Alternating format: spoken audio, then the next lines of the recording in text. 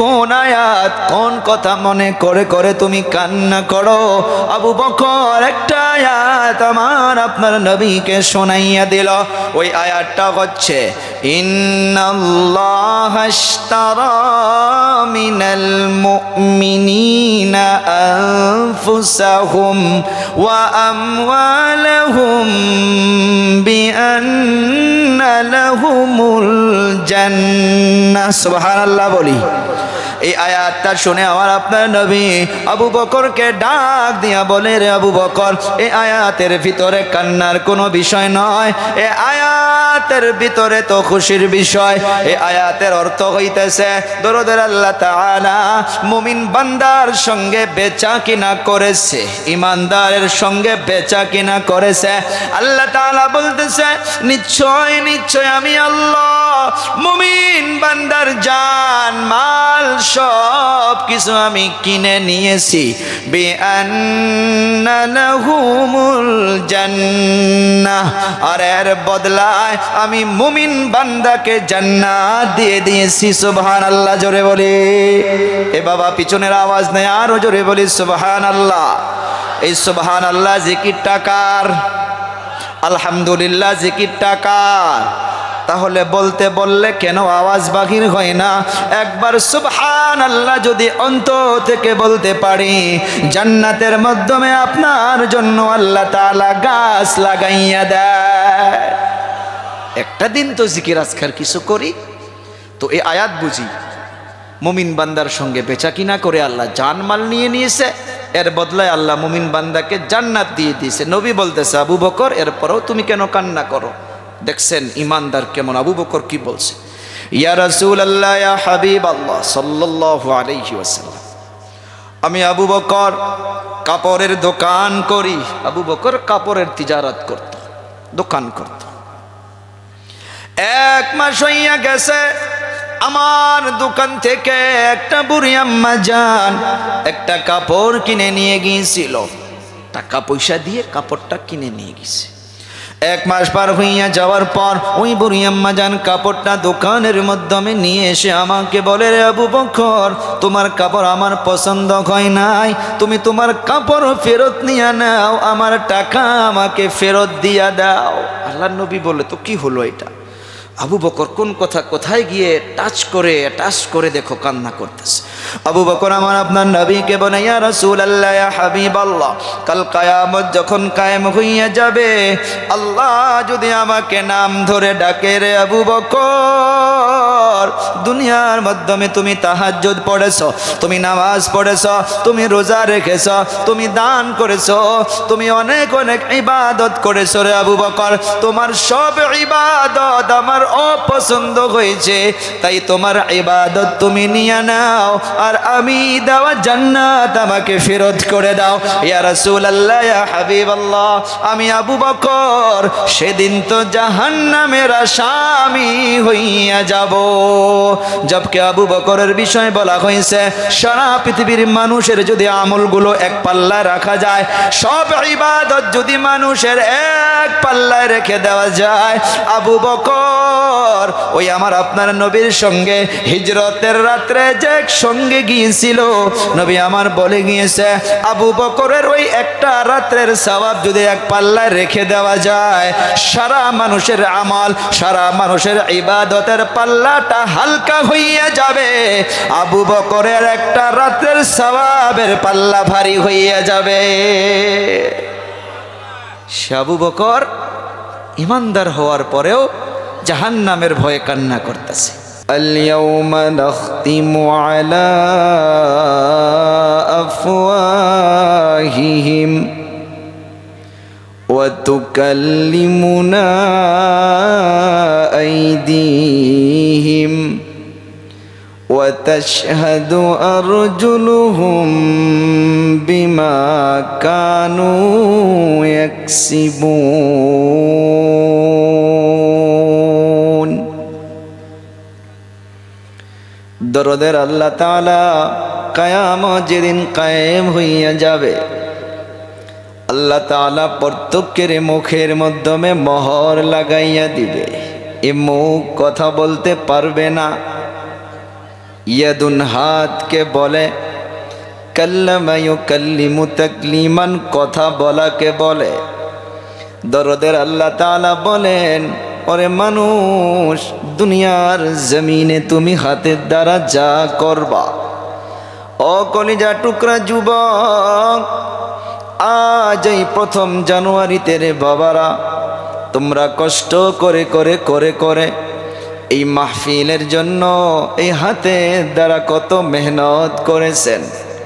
কাল কিয়ামত যখন কায়েম হইয়া যাবে, এ হাত তোমার নামে আল্লাহর কাছে কথা বলবে। আজ এই কোরআন শোনার জন্য আরামের বিছনা ত্যাগ করিয়া, কম্বল বালিশকে ছেড়ে দিয়া জমিনের মাধ্যমে খেড়ের উপরে এসে বসে আছেন। এই পা দিয়া হেঁটে হেঁটে হেঁটে হেঁটে কোরআন শোনার জন্য জমা হয়েছেন বাবারা আমার। কিয়ামতের দিবসে এ পাগুলো আল্লাহ দরবারে সাক্ষী দিবে।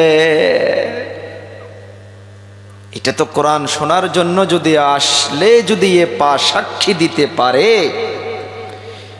এই হাত দিয়ে ভালো কাজ করলে যদি এ হাত আল্লাহর কাছে কথা বলতে পারে, এর অপোজিট সাইডটা আপনারা জবাব দিবেন।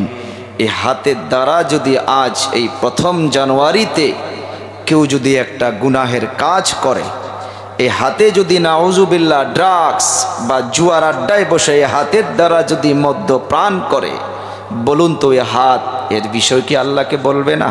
কথা বলেন। যে পা দিয়া হেঁটে হেঁটে কানের মাধ্যমে যে বাড়িতে আমি আরাম করে আসি, ওখান থেকে কোনবা একটা জায়গার ডিজের আওয়াজ কানের মাধ্যমে আসতেছে, অবশ্যই সেই জায়গায় আমার আপনার সন্তান, ভাই, বড় ভাই বা ছেলে বা নাতিপতি কেউ গিয়েছে। তারা যে পা দিয়ে হেঁটে হেঁটে গিয়েছেন, তাদের জন্য বলুন তো এ পা আল্লাহর দরবারে সাক্ষী দিবে কিনা? দিবে। কিয়ামতের দিন একটা একটা আমার অঙ্গ প্রত্যঙ্গর কথা সব কিছু আল্লাহর দরবারে তুলে ধরবে। আজ দুনিয়ার জমিনে মানুষ সময়কে কত যে একটা দামি সম্পদ, আমি যে আলোচনা করব আজ আপনাদের সম্মুখে, কোরআনে কারীমের ছোট্ট একটা সূরা। আপনারা সময় দিয়েছেন মাশাআল্লাহ, আমি এর ভিতরে শেষ করার চেষ্টা করব। দুটা সূরা ছোট, সবার থেকে ছোট্ট সূরা হইল ইন্না আ'তাইনা কাল কাউসার। তার থেকে অল্প বড় একটা সূরা রয়েছে যার নাম হইতেছে সূরায়ে আল আসর। সূরায়ে আল আসর, এই সূরার ভিতরে আল্লাহ তাআলা আমার আপনার জন্য কয়েকটা সিফত তুলে ধরেছে। আচ্ছা বলুন তো, যে আল্লাহ কোনো একটা কথা যদি কসম না খেয়েও বলে, সে কথা কি পাওয়ারফুল নয়? কসম খাইলেও পাওয়ারফুল, কসম না খাইলেও পাওয়ারফুল। আমি আপনি একটা কথাকে মজবুত করার জন্য অবশেষে আল্লাহর কসম খাই, যে খোদার কসম খেয়ে বলতাছি এটা এরকম, বলি না আমরা? আল্লাহ কার কসম খাবে? আল্লাহ কার কসম খাবে? শুনি এই সূরার ভিতরে আল্লাহ কসম খেয়েছে কয়েকটা বস্তুর। আল্লাহ রব্বুল আলামিন বলেন ওয়াল আসর, ওয়াও আল কাসমিয়া, এই ওয়াওটা কসম খাওয়ার জন্য আল্লাহ ইস্তেমাল ব্যবহার করেছে। আল্লাহ পাক বলেন ওয়াল আসর, কসম জামানার, কসম সময়ের, কসম ইতিহাসের, কসম আসরের নামাজের সময়ের। চারটা বললাম। আল্লাহ পাক সময়ের কসম কেন খাইলেন? একটা প্রশ্ন। সময়ের কসম খেয়ে দরদের আল্লাহ তাআলা বলেন ইন্নাল ইনসানা লাফি খুসর। আল্লাহ রব্বুল আলামিন বলেন যে অবশ্যই, নিশ্চয় সব মানুষ ধ্বংসের পথে। সব মানুষ ক্ষতিগ্রস্ত হয়ে পড়ে আছে। সব মানুষ একটা তার জামা করতে গেলে জাহান্নামের রাস্তায় পড়ে আছে। কসম কিন্তু খাইছেন শুরুতে আল্লাহ, সময়ের কসম খাইলেন। জবাব দিচ্ছে মুফাসসিরিনে কেরাম এই জন্য যে মানুষের জীবনের সঙ্গে এই সময়টা জড়িত হয়ে আছে, হায়াতের সঙ্গে সব কিছু ডিপেন্ড করে। আমার আপনার সময় রয়েছে গুনাহ করতে পারবো, সময় রয়েছে আমি আপনি নেকি করতে পারবো, সময় রয়েছে আমি আপনি কামাই করতে পারবো, সময় রয়েছে আমার আপনার নাম আকসাদুল ইসলাম। সময় শেষ, আমার আপনার নাম কেউ নিবে না। মানুষ বলবে লাশ দেখতে যাই, মরা দেখতে যাই, কেন? সময় শেষ। ও আমার যুবক, আল্লাহ তাআলা এই সময়ের কসম খাইলেন। ও যুবক, মুরব্বীদেরকে প্রশ্ন করে দেখো, তারা আফসোস করে করে করে করে যুবকদেরকে বলে যে এই সময় একটা দিন আমাদেরও ছিল, আজ সময় নাই, সময় নাই, সময় নাই। মুরব্বীগুলো আফসোস করে। ফজরের সময় মসজিদে যাওয়ার জন্য ইচ্ছা করে, মুরব্বীগুলো চলতে পারে না, উঠতে পারে না, বসতে পারে না, আফসোস করে করে বাড়ির মাধ্যমে নামাজ পড়ে। আছে না এমন? কিন্তু একটা সময় ছিল, সে ফজরের সময় গরু নিয়ে ক্ষেতের মাধ্যমে চলে গিয়ে ঠান্ডার সময় সে হাল বোয়াইতো। সে সময় আজ আছে? নাই, চলে গেছে।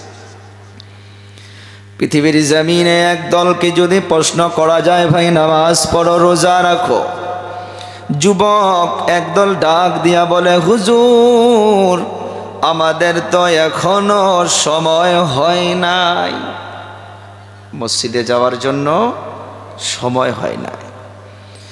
ও বাবা, কেন সময় হয় নাই? ওই যুবক ডাক দিয়া বলে, ও হুজুর এখনো বিবাহ করি নাই, এখনো কলেজ পড়তাছি, যখন বিবাহ করব, পড়াশোনা শেষ হইয়া যাব, তারপর থেকে আমি নামাজ পড়ব, নামাজ পড়ব। ওরে যুবক, অন্তরে হাত দিয়া একটা জবাব দে, এ পৃথিবী থেকে তুমি কবে চলে যাবা? বলুন তো, এই মাহফিলে কেউ আছে? বলতে পারবে?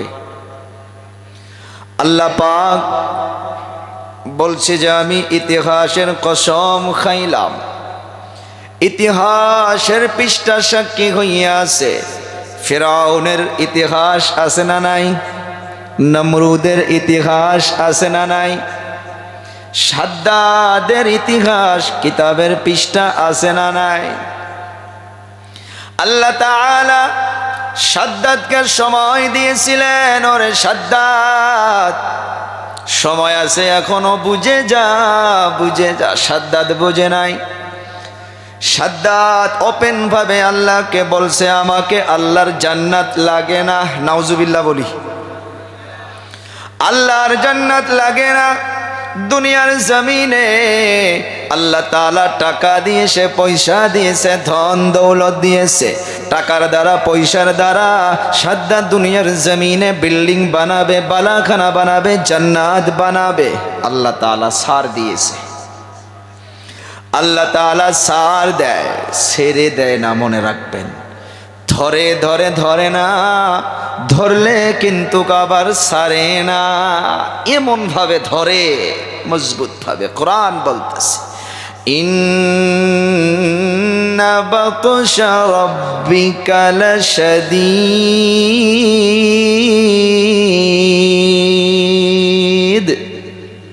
আল্লাহ ধরা এত মজবুত, এত শক্ত, আর ছেড়ে দেয় না।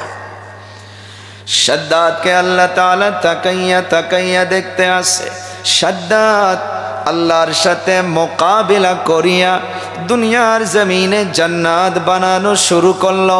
হাজার হাজার মিস্ত্রি লাগাইয়া দিছে বাবাজিরে আমার, হাজার হাজার মানুষ লাগাইয়া দিছে। বিল্ডিং এর আধারশিলা হইয়া গেল, পোষ খাড়া হওয়া শুরু হইয়া গেল, ছাদ ডালা হইয়া গেল, দেওয়ালের কাম মোকাম্মল হইয়া গেল, প্লাস্টার হইয়া গেল। আল্লাহ তাআলা সব কিছু তাকাইয়া তাকাইয়া দেখতে আছে। কালার যখন হইয়া গেল, কাম সব শেষ হওয়ার পর সাদ্দাত এখন তার জান্নাত ওপেনিং করবে। এতদিন কিন্তু সময় দিয়েছিল, সময়ের আলোচনা চলতেছে, জাস্ট এখনো আমি সূরার অন্যদিকে ঢুকি নেই। সাদ্দাত ফিতা কাটবে, তার বিল্ডিং ওপেনিং করবে, তার মেহমানদেরকে ডাকা হয়েছে, হাজার হাজার মানুষকে ডাকা হয়েছে। সাদ্দাত তার বালাখানার মাধ্যমে প্রবেশ করবে। আল্লাহ তাআলা আজরাইলকে ডাক দিয়া বলে, রে আজরাইল কোথায়? বলে লাব্বাইক ইয়া আল্লাহ। যা সাদ্দাদের পিছনে গিয়া দাঁড়াইয়া থাক, সাদ্দাদের পিছনে গিয়া দাঁড়াইয়া থাক। কাকে বলছে? আজরাইলকে। চিনি তো না নামটা? নামটা জানি, ভয় লাগে। মানুষের নাম দেখবেন, জিব্রাইল পাবেন, মিকাইল পাবেন, ইসরাফিলও পাবেন। আচ্ছা বলুন তো, কেউ যদি আপনাকে 2 লক্ষ টাকা দেয়, আজরাইল নাম কি একটা নাতির রাখবেন? কেউ কেউ রাখে না। আল্লাহ তাআলা আজরাইলকে বলে, যা যা চলে যা। বলে আল্লাহ চলে আসলাম। দাঁড়াইয়া থাক, সাদ্দাদের পিছনে দাঁড়াইয়া থাক। সাদ্দাত তার মেহমান দিগকে লইয়া তার জান্নাতের যখন ফিতা কাটলো, এখন তো এন্ট্রি করবে, প্রবেশ করবে। সময়গুলো খেয়াল করবেন বাবাজিরা আমার। সাদ্দাত যখন ফিতা কেটে প্রথম পাওটা তুলে দরজার ভিতরে প্রবেশ করেছে, আল্লাহ তাআলা আজরাইলকে ডাক দিয়া বলে, রে আজরাইল ধর ধর ধর, সাদ্দাতকে ধর। তোর যদি চাকরিটা রাখতে চাস, সাদ্দাত যেন 2 নাম্বার কদমটা তুলে তার দরজার ভিতরে দিতে না পারে। পারছে কি? ইতিহাস সাক্ষী হইয়াছে। সাদ্দাত ওই জায়গার মাধ্যমে খতম হইয়া গেল, সময় শেষ। ও যুবক, হাত জোর করে বলি রে বাবা, কখনো বলবি না যে হুজুর আমাদের তো এখনো সময় হয় নাই। তুমি কি জানবা, আজ 2025 চলে গেল, 26-এর মাধ্যমে কদম রাখা হয়েছে। আফসোস করা দরকার, আমার যদি জীবন 50 বছর করে আল্লাহ পাঠিয়ে দিয়েছিল, 25 চলে গেল, আমার জীবন থেকে 1টা বছর কম হইয়া গেল। আরে বাবা ডিজে বাজাও, তুমি তো কান্না করে করে আল্লাহর কাছে দোয়া করা দরকার। ও রব্বুল আলামিন, এত বছর যা করিলাম আল্লাহ, 2026-এ প্রথম নাইট থেকে যেন আমি তাহাজ্জুদ পড়তে পারি, প্রথম রাত থেকে যেন আমি কোরআনের মাহফিলে বসতে পারি, প্রথম রাত থেকে যেন আমি আল্লাহর কোরআন তিলাওয়াত করতে পারি। আপনারা খুশনসিব ও আমার কলিজা টুকরা যুবক, 2026 শুরু করলেন কোরআনের মাহফিল দিয়া। আমি দোয়া করে যাই, আল্লাহ যাতে মওত পর্যন্ত এমন ভাবে কোরআনের সঙ্গে জড়িত রাখে। চিল্লাইয়া বলি আমিন। আল্লাহ তাআলাকে আজরাইল বলেছিল, ও আল্লাহ, সেদিন আমার কিছু দয়া লেগেছিল, মায়া লেগেছিল। কেন কেন? আল্লাহ, সাদ্দাত আপনার সঙ্গে দুশ্মনী করে জান্নাত বানাইছে বুঝলাম। ও রব্বুল আলামিন, আপনি কমসে কম তার মেহমান দিগুকে লইয়া ঘরের ভিতরে প্রবেশ করতে দিতেন, তার মেহমান দিগুকে তার জান্নাতটা দেখাইতো, তার বালাখানা দেখাইতো। আল্লাহ তাআলা তখনই ডাক দিয়া বলছেন, বাবারা শুনবেন, আল্লাহ তাআলা সুন্দর করে বলেন, লিকুল্লি উম্মাতিন আজাল ইদা জাআ আজালুহুম লা ইয়াস্তাখিরুনা সাআহ ওয়া লা ইয়াস্তাকদিমুন। চিল্লাইয়া আল্লাহু আকবার বলি। আল্লাহ তাআলা বললেন, সব মানুষের জন্য, সবার জন্য সময়কে নির্ধারিত করে রাখা হয়েছে, কিন্তু আমি জানি কি, আপনি জানি না, কেউ জানে। লিকুল্লি উম্মাতিন আজাল, মৌত যখন আমার আপনার হবে এটা ফিক্স করে রাখা আছে, কিন্তু দুনিয়াতে কেউ জানে না। আর আজরাইল কারো কাছে মেসেজ করেও যায় না, কারো কাছে পারমিশন নেয় না। সময় হয়ে যাবে, আজরাইল এসে হাজির হয়ে যাবে। আল্লাহ তাআলা বলেন, ইদা জাআ আজালুহুম লা ইস্তাখিরুনা সাআহ। অনেকগুলো তাফসীরের মাধ্যমে লিখেছে সাআর ব্যাখ্যা, ঘড়ির সেকেন্ডের কাঁটা টিক টিক টিক করে একটা চক্কর মারলে একটা মিনিট হইয়া যায়। ওরে বাবাজিরা আমার, ও কলিজা টুকরা যুবক, আমার মা ভগ্নীগণ, আল্লাহ তাআলা বলেন যখন তোমার সময় শেষ হইয়া যাবে দুনিয়ার জমিনে বাবাজিরা আমার, একটা সেকেন্ডও আর কেউ দেরি করতে পারবা না। পারবো? এক্সাম্পল, সাদ্দার একটা পাও দিয়েছে, আর একটা পাও তুলে দিতে কত সেকেন্ড লাগবে? 1 সেকেন্ডের কাজ, কিন্তু আল্লাহ কি বলছে? ধর ধর। আবার মেডিকেলে চলে যান, দাওয়াখানায় চলে যান, অনেক দাদুজানগুলো বেমারের মাধ্যমে লিপ্ত হইয়া আছে, উঠতে পারে না, বসতে পারে না, পিঠের মাধ্যমে ঘা হইয়া গেছে। নাতি ভাইদের হাত ধরে কান্না করে করে বলে, ও নাতি ভাই, আল্লাহর কাছে দোয়া করো, আর পৃথিবী ভালো লাগে না, পৃথিবীতে থাকার জন্য মন চায় না, আল্লাহর কাছে দোয়া কর, আল্লাহ যাতে কবরের মেহমান বানাইয়া দেয়। বলে না নাই? এমন মানুষ আছে না নাই? আল্লাহ তাআলা বলে, ওয়ালা ইস্তাকদিমুন, তুমি হাজারো আশা করতে পারো, হাজারো তুমি দুনিয়া থেকে চলে যাইতে চাইতে পারো, যখন তোমার সময় হবে না তার একটা সেকেন্ডও আগে তুমি কবরে যাইতে পারবা না।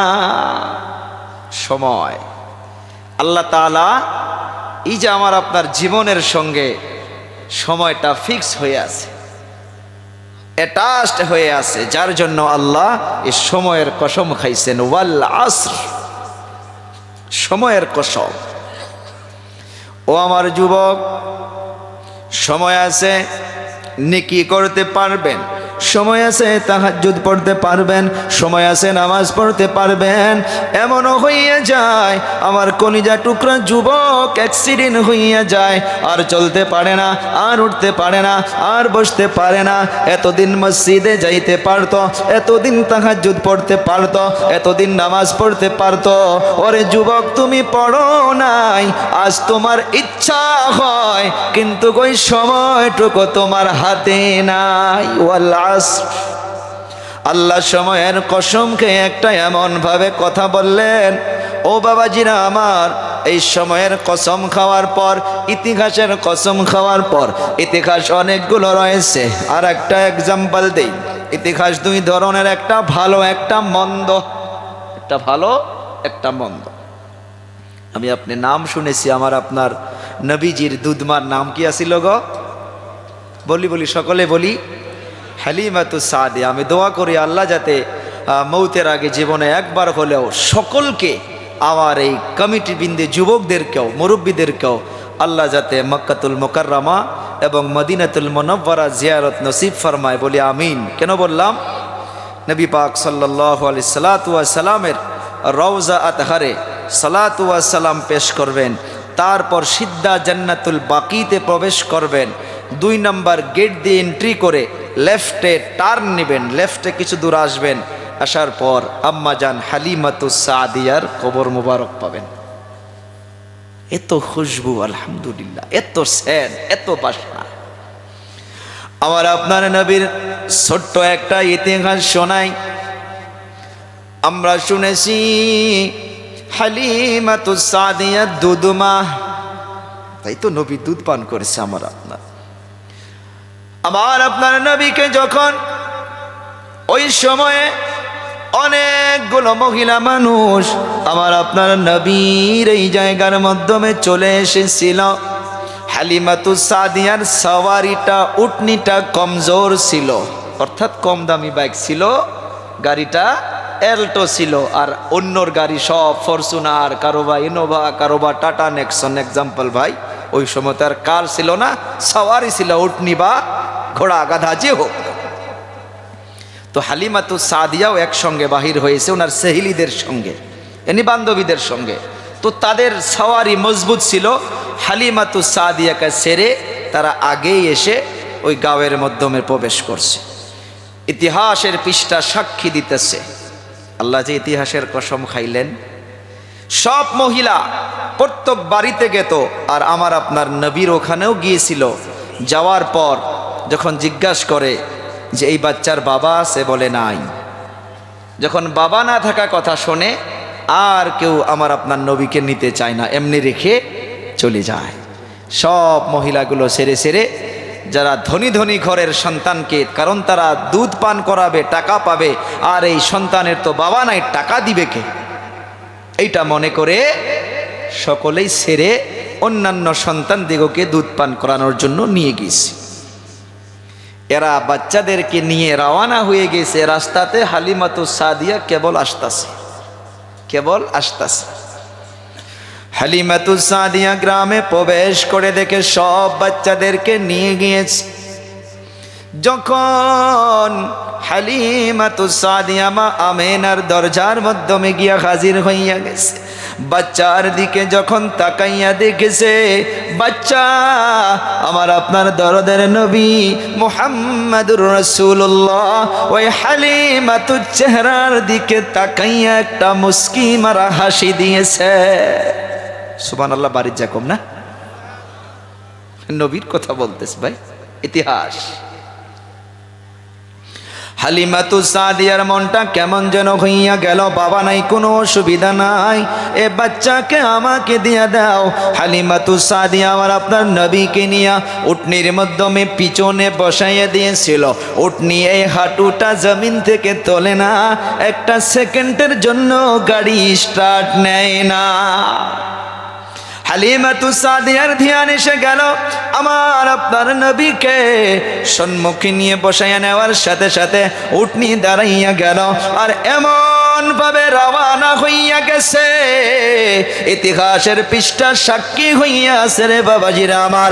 রাস্তার মাধ্যমে যারা আগে চলে গিয়েছিল, আমার আপনার নবীকে ওই সাওয়ারিতে বসানোর সাথে সাথে ওই দুবলা পাতলা সাওয়ারির ভিতরে আল্লাহ তাআলা এমন ভাবে শক্তি দান করে দিল, রাস্তার মাধ্যমে যাইতে যাইতে ওই বান্ধবীদেরকে ছেড়ে আমার আপনার নবীর সাওয়ারি হালিমাতুস সাদিয়া তাদেরকে ছেড়ে আগে পার হইয়া গেল।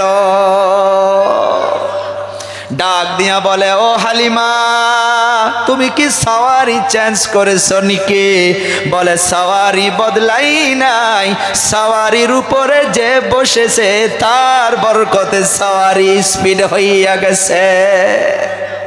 হালিমাতুস সাদিয়া আরো বলে যে আমার বুকের মাধ্যমে দুধ ছিল না, আমি নিজে এইটা অনুভব করেছি। আমার বুকের মাধ্যমে দুধ দিয়া কেমন ভাবে যেন মুহাম্মদকে নেওয়ার সাথে সাথে ভরে গেছে। ইতিহাস আছে না? বাড়িতে যাওয়ার পর আর এক ইতিহাস। খেজুর গাছের মাধ্যমে তরতাজা খেজুর হইয়া গেল, ঘাস ফুট সব কিছু আল্লাহ তাআলা তাজা করে দিল। বকরির থনের মাধ্যমে দুধ ছিল না, বকরির থনগুলো দুধ দিয়া ভরে গেল। বরকত কার? আমার আপনার নবী সাল্লাল্লাহু আলাইহি সাল্লাতু ওয়াসাল্লাম। হালিমাতুস সাদিয়ার একটা ইতিহাস, আমার আপনার নবীকে কোলের মাধ্যমে লইয়া ডান দিকের দুধ পান করায়, ডান দিকের দুধটা পান করায়। আমার আপনার নবী ডান দিকের দুধ পান করে। আচ্ছা, মাগুলো এমনি একটা দুধ পান করানোর পর আবার আর এক দিকে দেয় না? আবার আপনার নবী সাল্লাল্লাহু আলাইহি সাল্লাতু ওয়াসাল্লামকে আম্মা জান হালিমাতুস সাদিয়া বাম দিকে দুধ পান করার জন্য ঠোঁটের মাধ্যমে যখন দুধ পান করানোর জন্য লাগাইয়া দেয়, ইতিহাসের কসম যে আল্লাহ খাইলেন। দেখেন আমার আপনার নবী মুখ থেকে ওইটা বাহির করে দেয়, দুধ পান করে না, আবার দেয় ওইটা পান করে না, আবার দেয় পান করে না। চোখে চোখে কি যেন হালিমাকে ইশারা দিল, ও মা আমার দুধ ভাই আব্দুল্লাহ আছে, দুধ ভাইয়ের নাম আব্দুল্লাহ, আমার দুধ ভাই আব্দুল্লাহ আছে, আমি একদিকের দুধ পান করব, আমি আমার ভাইয়ের হককে আমি নষ্ট করব না। আল্লাহু আকবার। কারণ আমি দুনিয়ার মাধ্যমে ভাইদের হক দিতে এসেছি, হক নষ্ট করতে আসি নাই। ইতিহাস সাক্ষী হইয়া আছে, ওয়াল আসর, আল্লাহ পাক ইতিহাসের কসম খাইয়া বলেন, ইন্নাল ইনসানা লাফি খুসর। নবীর কথা বললে তো দিলটা বেশি ভালো লাগে, তাই না? জি হোক, ওদিকে সিরতের আলোচনা তো আজ আমার উদ্দেশ্য নয়, আমি সূরা আসর থেকে আলোচনা করতেছি। আমি আল্লাহ পাক যে ইতিহাসের কসম খাইছেন, একটা ভালো ইতিহাস শোনাইলাম আর একটা মন ভরে যাওয়া ইতিহাস শোনাইলাম। আমার আপনার নবীর সিরত যদি আল্লাহর কসম খেয়ে বলতে পারি, পুরাটা রাত যদি কেউ বলে, পুরা রাত যদি কেউ শোনে, একটা মুমিনের অন্তর কখনো ভরতে পারে না। সুবহানাল্লাহ। আর আমি ওই মদিনাতুল মুনাওয়ারায় দেখেছি, আল্লাহ আল্লাহ, সন্তান মরলে মানুষ অত কান্না করে না, মা মারা গেলে মানুষ অত কান্না করে না, বাবা মারা গেলে মানুষ অত কান্না করে না। আমার আপনার নবীর রওজার সম্মুখে দাঁড়াইয়া মানুষ যত কান্না করে, মানুষ সরতে চায় না, পুলিশগুলো চিল্লায় চিল্লায় চিল্লায়, পা দেয় আবার পিছনে নেয়, পা একবারে আবার পিছনে, এমন লাগে কি যেন হারাইলাম, কি যেন হারাইলাম, কি যেন এখানে ফেললাম। মানুষ হাউমাউ করে করে কান্না করে। সে দরদের নবীর আমি আপনি উম্মত, যে নবী কাল কায়ামতে সিফারিশ না করলে কোন নবী কোন উম্মত জান্নাতে যাইতে পারবে না। যে নবীর উম্মত জান্নাতে না গেলে কোন উম্মত জান্নাতে যাইতে পারবে না। সে নবীর ইশক ভালোবাসা আমরা অন্তরে রাখতে চাই কি চাই না, বলুন তো? কারা কারা চাই? হাত তুলে আল্লাহকে দেখাই, নারে তাকবীর।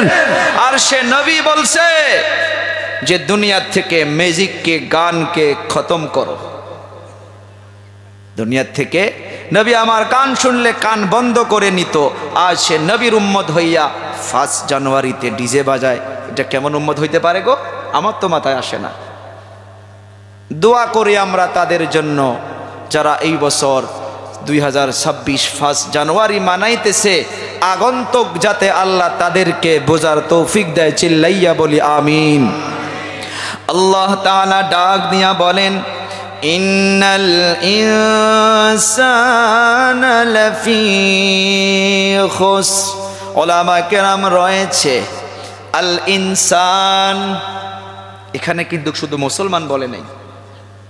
যদি ইন্নাল মুসলিমিন বলতো, আচ্ছা আলোচনা তো বুঝতেছেন নাকি? ইন্নাল ইনসান, ইন্নাল মুশরিকিন বলে নাই, ইন্নাল মুসলিমিন বলে নাই, ইন্নাল কাফিরিন বলে নাই। এখানে কি বলছে? আল ইনসান। এখানে সব শামিল আছে। মুসলমান, হিন্দু, মুসলিম, বৌদ্ধ, খ্রিস্টান, আল্লাহ সকলকে ডাক দিয়া বলে, নিশ্চয় নিশ্চয় অবশ্যই সব মানুষ ধ্বংসের পথে। একটা তরজমা করলাম, সব মানুষ জাহান্নামের রাস্তায়। আচ্ছা, সকলের অন্তরে কিন্তু প্রশ্ন জাগছে, তো জান্নাতের রাস্তায় কি? প্রশ্নটা জাগছে না ভাই? অনেকেরই ঘুম ধরছে, ঘুমাবেন না, তো কিছু বুঝবেন না। ঘুম ধরবে, এখানে রহমত অবতীর্ণ হবে, আর রহমত পাইলে তো ঘুম আসবেই। ঘুম আসাটা খারাপ না, কিন্তু ঘুমানো যাবে না। কেউ যদি কারো নিকটে ঘুমায়, লাহে করে ওকে তুলে দিবেন, এরকম করে দিবেন তো ইনশাআল্লাহ। বুঝেন, আল্লাহ পাক ইন্না শব্দ ব্যবহার করে বললেন যে আচ্ছা আমি আপনি তো মানুষ, মানুষ না? তাহলে এই আয়াতের মিস্তাক আমি আপনিও কিন্তু শামিল আছি, আমি আপনিও শামিল আছি। আল্লাহ পাক বলতেছে ইন্নাল ইনসানা লাফি খুসর, সব মানুষ ক্ষতিগ্রস্ত, সব মানুষ ধ্বংসের রাস্তায়, সব মানুষ জাহান্নামের রাস্তায়। প্রশ্ন এসে গিয়েছে, তাহলে জান্নাতে যাবে কে? জান্নাতের রাস্তায় কে? আচ্ছা, একটা এক্সাম্পল, গুয়াহাটির থেকে একটা বাস গাড়ি আসতেছে। ওই বাস গাড়ি আসতে আসতে রাস্তায় একটা ব্রিজ থেকে অ্যাক্সিডেন্ট হইয়া নিচে পড়ে গেল। আর এই বদলাপথা, টিয়াপাড়া ও জাউকাটা দিয়া চারিয়ালিতে খবরটা এসে গেল। উদাহরণ দিচ্ছি, একটা বাস গাড়ি বকো ব্রিজ থেকে নিচে পড়ে গিয়ে সব যাত্রী মারা গিয়েছে। এটা আপনাকে কেউ মেসেজটা দিল।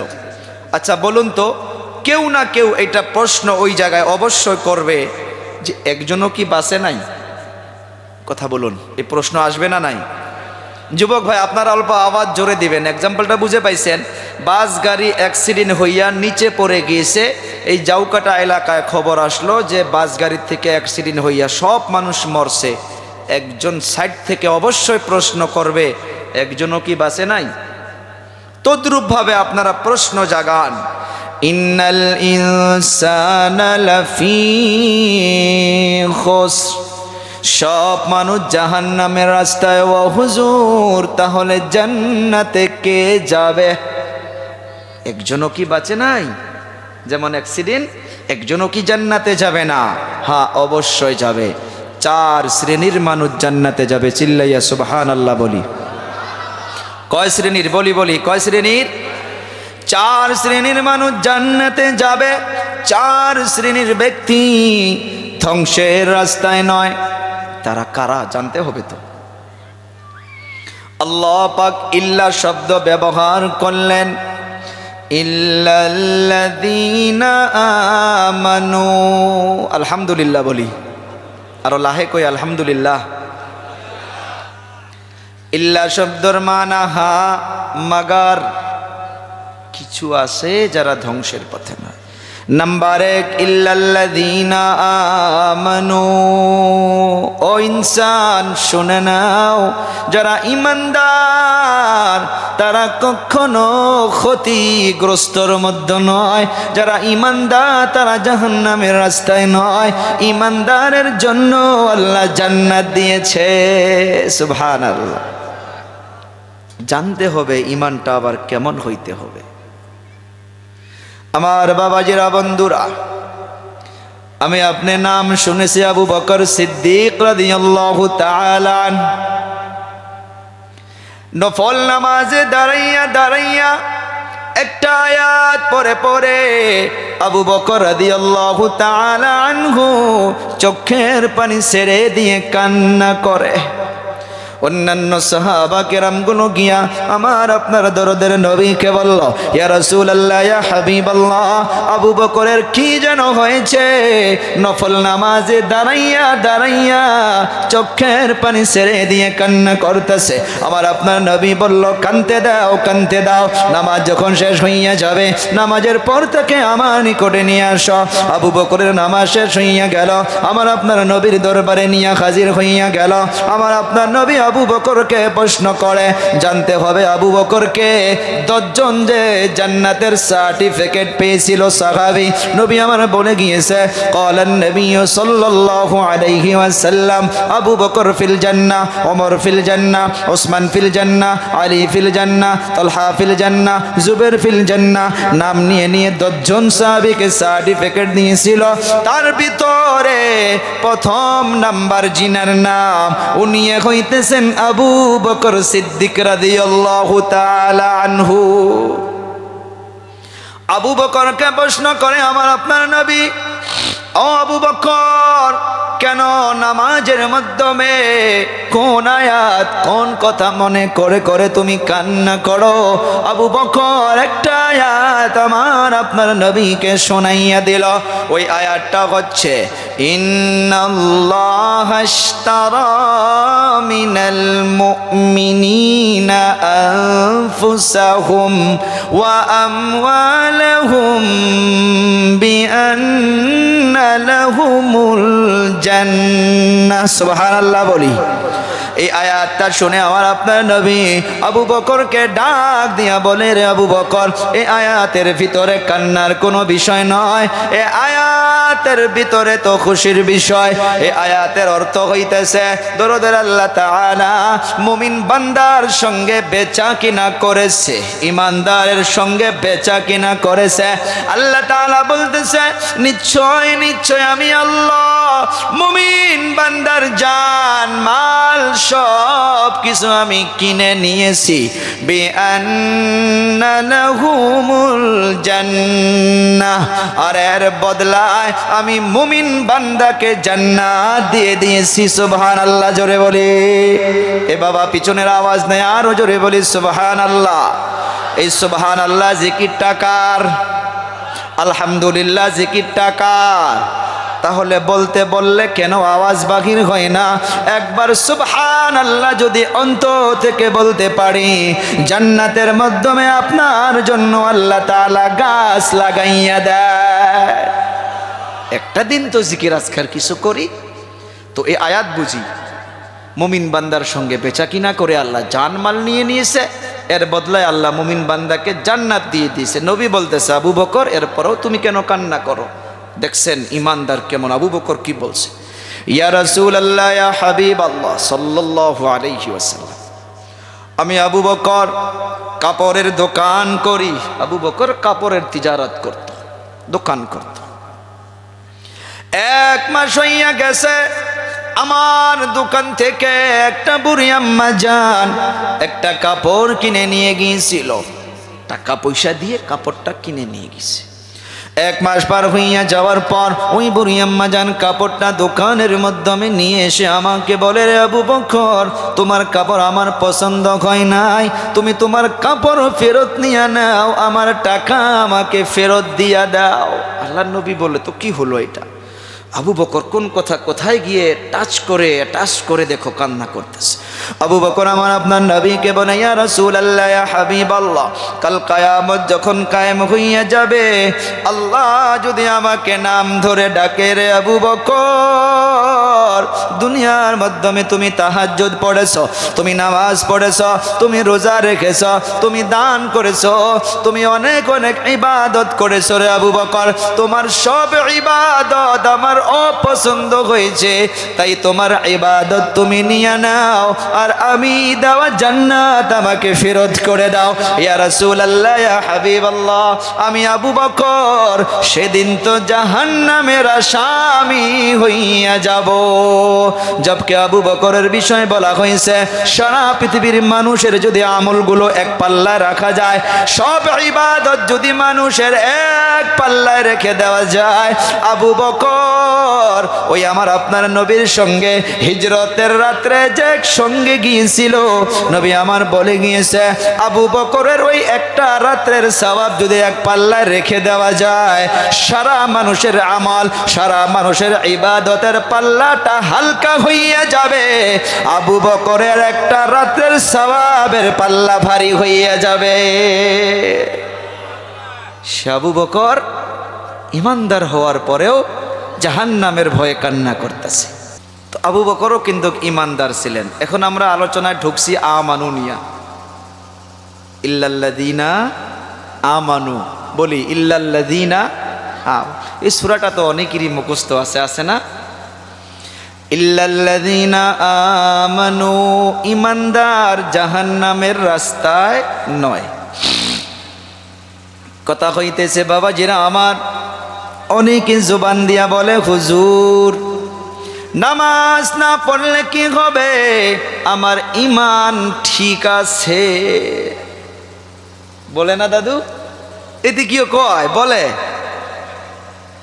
তোমাকে এত্তিও কয় গো, আমরা তো উজেনি মানুষ, এত্তিও কয়। খবরদার। কয় যে হুজুর আমার বিশ্বাস ঠিক আছে। ওরে বাবা, কয় বিশ্বাস ঠিক আছে। আচ্ছা একটা উদাহরণ দেই আপনাদেরকে। আচ্ছা রমজান মাসে একজন বান্দা রোজা রাখলো না, রোজা না রেখে সে যদি বলে যে না রোজা রাখতে হয় আমার বিশ্বাস, আর চার দোকানে গিয়ে বসে চা পান করতেছে, আচ্ছা বলুন তো এই বিশ্বাসের নাম দিয়ে তার রোজাটা বোধহয় কবুল হয়ে যাবে? সম্ভবেই নয়। একদম তাকিদ দিয়া বলছে সম্ভবেই নয়। তো অন্য জিনিস তাহলে বিশ্বাসের নাম দিয়ে কেমন দে হয় ভাই? ইমানদার ও বাবাজিরা আমার শোনেন, কিছু সময় যাইতে পারে, বোঝানোর চেষ্টা করব বাবাজিরা আমার। ইমানদারকে তিনটা বস্তু জানতে হবে, দিমাগে মেমোরিতে সেভ করবেন। নাম্বার 1 ইকরার বিল লিসান, নাম্বার 2 তাসদীক বিল জিনান, নাম্বার 3 আমাল বিল আরকান। আরবিতে বললাম বুঝেননি, এখন উর্দুতে আমাদের ভাষায় বলি। জবান দিয়া বললাম আল্লাহ এক, এটা ইকরার করলাম মুখ দিয়ে। আল্লাহ বলছে নামাজ পড়তে হয়, মুখ দিয়ে বললাম ইয়েস জি নামাজ পড়তেই হয়, মাস্ট বি, জরুরি, অবশ্যই। মুখে দিয়ে বললাম এইটা, এই কথাটাকে তাসদীক বিল জানান, দিল দিয়ে অ্যাকসেপ্ট করলাম, দিল দিয়ে কবুল করলাম, বিশ্বাস করলাম, দিল দিয়ে বিশ্বাস করলাম। নাম্বার 3 আর একটা আছে, আমাল বিল আরকান, মাথা থেকে পা পর্যন্ত অঙ্গ প্রত্যঙ্গ দিয়ে এই দুটাকে, নাম্বার 1 জবান দিয়ে যেটা বলেছি, বলি আমার সাথে, নাম্বার 1 জবান দিয়ে যেটা বলেছি, নাম্বার 2 অন্তর দিয়ে সেটাকে অ্যাকসেপ্ট করেছি, কবুল করেছি, বিশ্বাস করেছি, মেনে নিয়েছি। এই দুটা জিনিসকে এখন মাথার থেকে পা পর্যন্ত অঙ্গ প্রত্যঙ্গ দিয়ে জাহির করা, অর্থাৎ বাস্তবায়ন করা, আমল করা। আচ্ছা, দুটা বস্তু সমাজে পাওয়া যায়, দুটা বস্তু সমাজে পাওয়া যায়। আচ্ছা, কেউ এরকম আছেন নাকি যে না নামাজ পড়া লাগে না? কেউ বলে ইবাদত করা লাগে, এটা কেউ মানা করে কি? কিন্তু করে না, অথচ ইমানদার। ইমানদার তাহলে এখন নিজেই বিবেক দিয়ে জবাব দেন, এই তিনটার যদি দুটা পাওয়া যায়, একটা পাওয়া না যায়, আমার আপনার ইমান মোকাম্মল হবে না? আপনারাই জবাব দেন, হবে? চলি পারা নাম্বার 4, পৃষ্ঠা নাম্বার 2, লাইন নাম্বার 2, পারা নাম্বার 2-এ চলি, পারা নাম্বার 5-এ চলি। ওই জায়গায় কিন্তু আল্লাহ কোনো অন্য ধর্মাবলম্বী ভাইদেরকে ডাকে নাই, আমাকে আপনাকে ডাকছে। কি ডাকছে, কি বলছে শুনি। আল্লাহ পাক বললেন, ইয়া আইয়ুহাল্লাযীনা আমানু। আমানু শব্দটা আছে না নাই?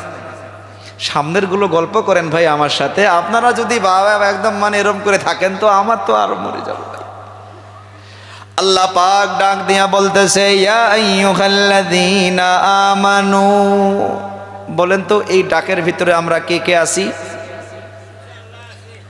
এই আল্লাহ যে ডাকছে, আমরা ইমানদার না সবাই? তাহলে এই ডাকটা আমাকে ডাকছে, আমি বলি যে আমাকে ডাকছে। কে ডাকছে? আল্লাহ। ডাকার পর কি বলে এখন সেটা শুনি।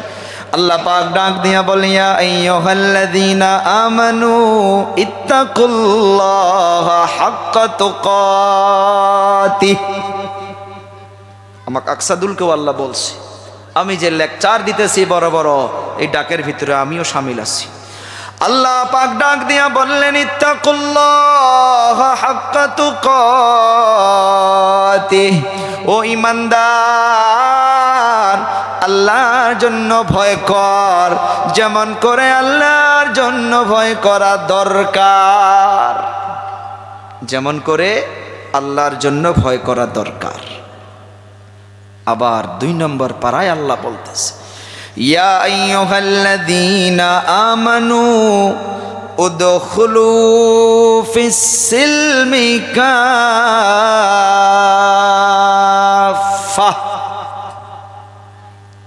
ও মুসলমান, তুমি যদি ইসলামে প্রবেশ করেছো, তুমি এখন পরিপূর্ণভাবে ইসলামে প্রবেশ করো।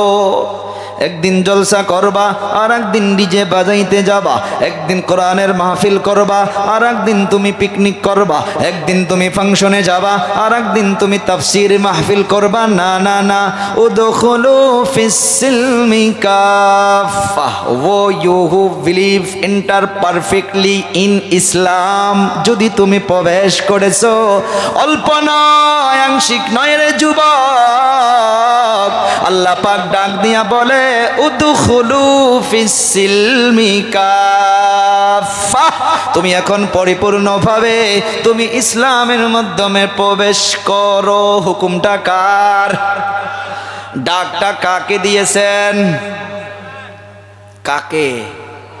কই আল্লাহকে ডাকছে। আল্লাহ বললে আল্লাহকে ডাকছে। আমাকে বলি, আমাকে ইমানদারকে কাকে ডাকছে?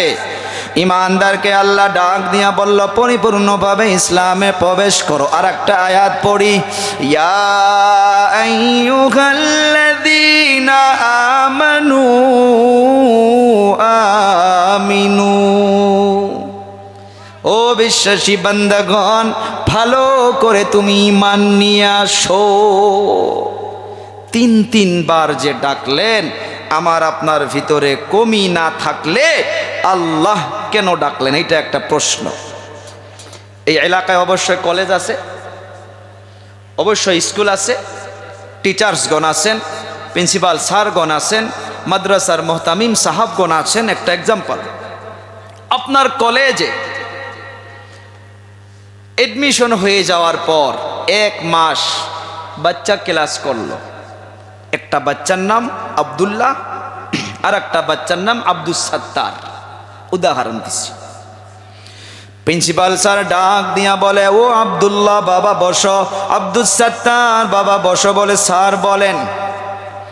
স্যার বলতেছে, রে আব্দুল্লাহ 1 মাস হইয়া গেল ক্লাস চলতে আছে, কিন্তু তুমি ভালো করে তোমার ফর্মগুলো চেক করো। তুমি চেক করিয়া তুমি ভালো করে ফর্মটা ফিল আপ করে আবার জমা দাও। আব্দুস সাত্তারকেও বলল, তুমি ফর্মটা চেক করো, চেক করিয়া আবার ভালো করে জমা দাও। দুইজনের মাধ্যমে পার্থক্য দেখবেন, তারপর বাস্তবে জামানায় নিজের জীবনে মিলাবেন। আব্দুল্লাহ যখন প্রিন্সিপাল স্যার বলল ফর্মকে চেক আপ করতে, ভালো করে জমা দিতে, আব্দুল্লাহর সাথে সাথে বুঝে নিল, হইতে পারে আমার আব্বুর সিগনেচার সারা পড়তে পারে, হইতে পারে আমার একটা ফটো সারা পড়তে পারে, হইতে পারে কোনো একটা খাকা একটা ঘরের মাধ্যমে সিগনেচার সারা পড়তে পারে। সেই জন্য আব্দুল্লাহ ফর্মের তালাশে বাহির হইয়া গেল।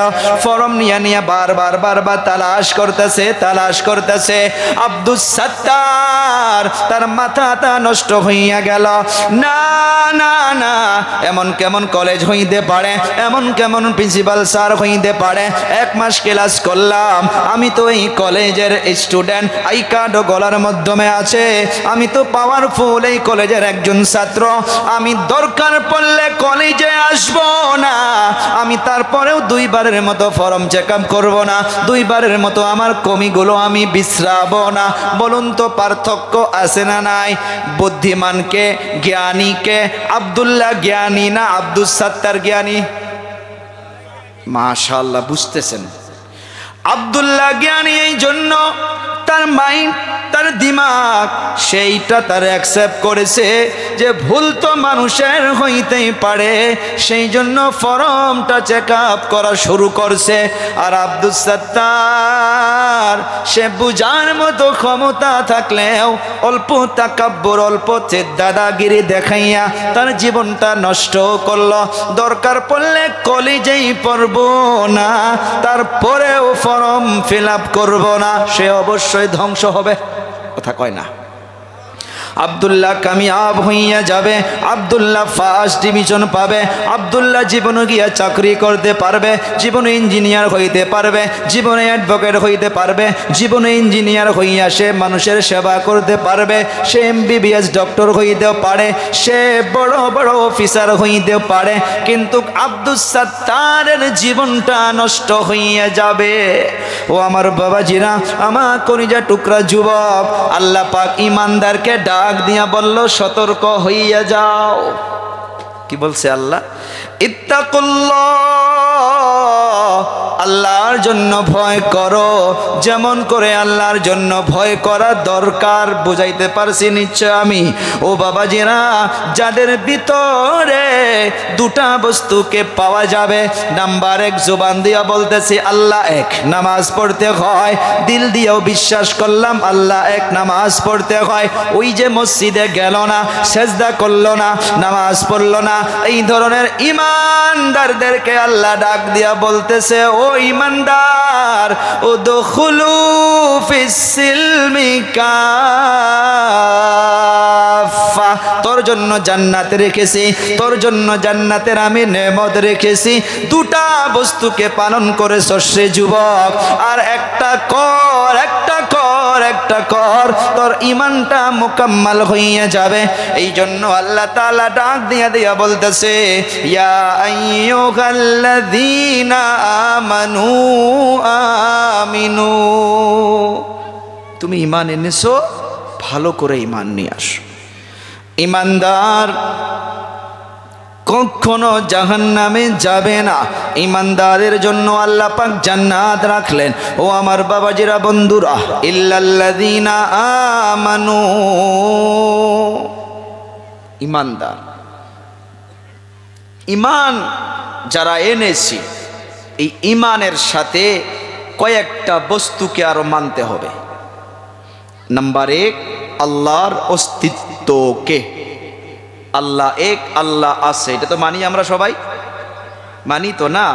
আজকের তারিখেও কিছুদিন আগে মোবাইলে অবশ্যই পেয়েছেন একজন আলিমে দ্বীনের সঙ্গে একজন আম জেনারেল ব্যক্তি, একজন ও বলতেছে আল্লাহ নাই, আর আলিমে দ্বীন সাবিত করে দিয়েছে যে আল্লাহ আছে।